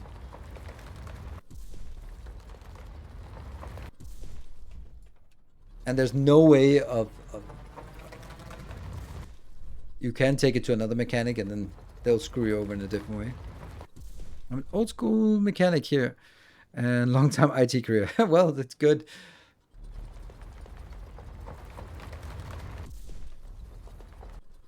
Like, so then if you're an old school mechanic, then like there must be like a charm to work on completely analog engines where it's like the engines and you put them together or renovating and stuff like that.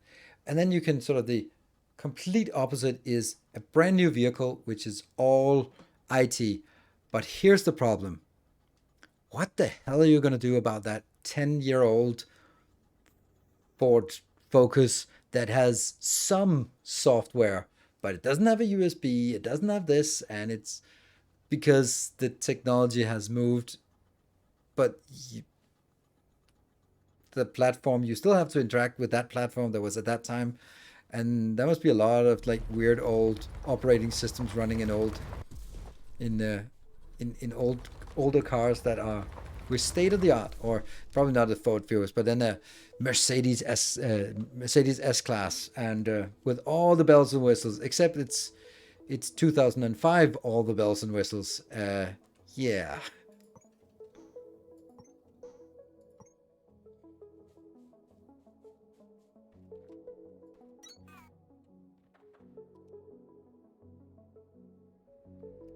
Any car in UK over 10 years old gets scrapped. Wow.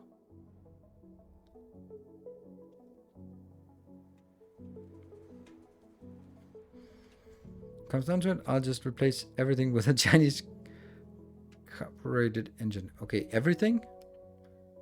Your spouse?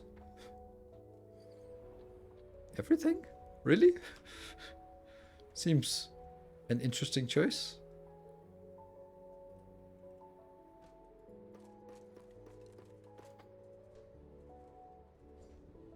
I still make carburetor type engines. Right. Okay.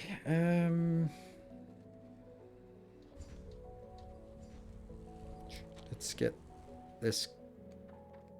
I really like this bus. Let's bus it up. So tomorrow I think we'll be doing some Satisfactory. Yeah, we will be doing Satisfactory, right? That makes sense. This little spinny to go up here. And then all of the components are here.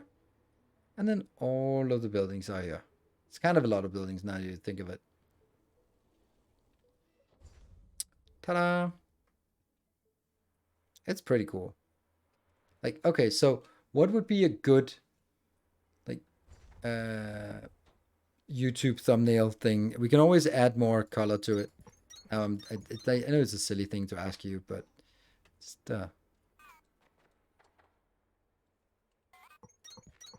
I'd probably, because I'm just really bad at it, so like I would probably have something panoramic where you can just see the scale of things. That's actually a little bit too high.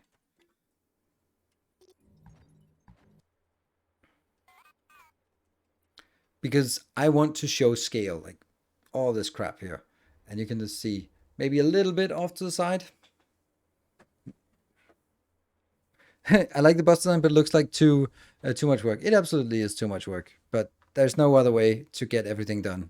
It's a big build, and there are no blueprints, so definitely more lighting. I can add lighting in by saturation and contrast and stuff like that. So exposure, but it is difficult to add more lighting.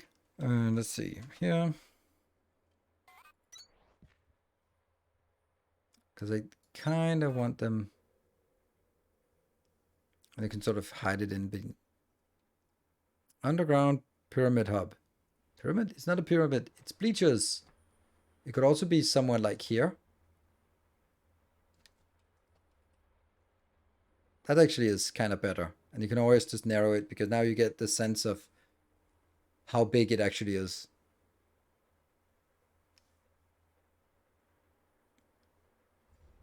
The left corner. The left corner darken contact. Well, that's going to be where my Nidos logo is. I think actually this is a pretty... this is a cool way. So... yeah, you can see that it goes on for a long way. Yeah, that's what I like. I like the fact that you can see that. Oh, and I can always just crop it a little bit. I think actually I'm going to take this as a screenshot now that it's actually here. Just putting a little bit of effort into that. That's pretty neat. Yeah, so let's talk a little bit, because I'm not gonna, there's 10 minutes left of this, so I don't want to be starting up a new build project. I could just put down a thresher and get really annoyed. That would sort of be the only thing I still have time to do. That's what always happens when I play this game. I get annoyed when I'm put down the thresher, then it takes 5 minutes, and then I just start raging. So let's not do that. Let's leave in a good mood today. But plans for next week is tomorrow is Satisfactory. Then Monday, I don't know about Tuesday. Maybe I'm going to my sister's birthday. I have no clue. Monday is something. Tuesday is maybe. Wednesday is a surprise stream with a surprise thing. I'm going to tell you this much. It's a preview of a new game, and I'm not allowed to save the VOD. So, if you are not here on Wednesday, you don't get to see this game. Sorry. It's the condition. And I think that's so. And it's a game I'm looking forward to. And I understand why they don't want to have like these kind of early views lying around. Because, you know, like if you look at the very early versions of Factorio, for example, it just looks really rough. And if you can sort of say, okay, well, yeah, so. And then Thursday, day off. Friday, something. Saturday, Sunday, something. Satisfactory is going to be like the main thing going on. And then I don't know what else we'll play. We'll continue the Techtonica. We have a couple of more episodes. I definitely want to make some dedicated smelting and supply locations here. Then I also want to build a recycler of limestone into process, so the space is like free resources. I think that's going to be interesting to give that a shot. To see if we can build something meaningful. It's going to take some time to design it on streams. That's probably one of the next projects. And aside from that, well, we'll just wait for things to come along. On the 15th of is when Desync comes out, so that's also going to be exciting. So I'm going to be wrapping up now. I could be sort of venting for the last 8 minutes, but I think it's wise of me not to put down a thresher because that would just make me a sad panda. So leave in a good mood, happy. Thank you everyone for joining. It's good to be back. I'll be back tomorrow with some Satisfactory. DSP coming soon. I hope so. So thanks everyone. Good night. Take care and stay effective.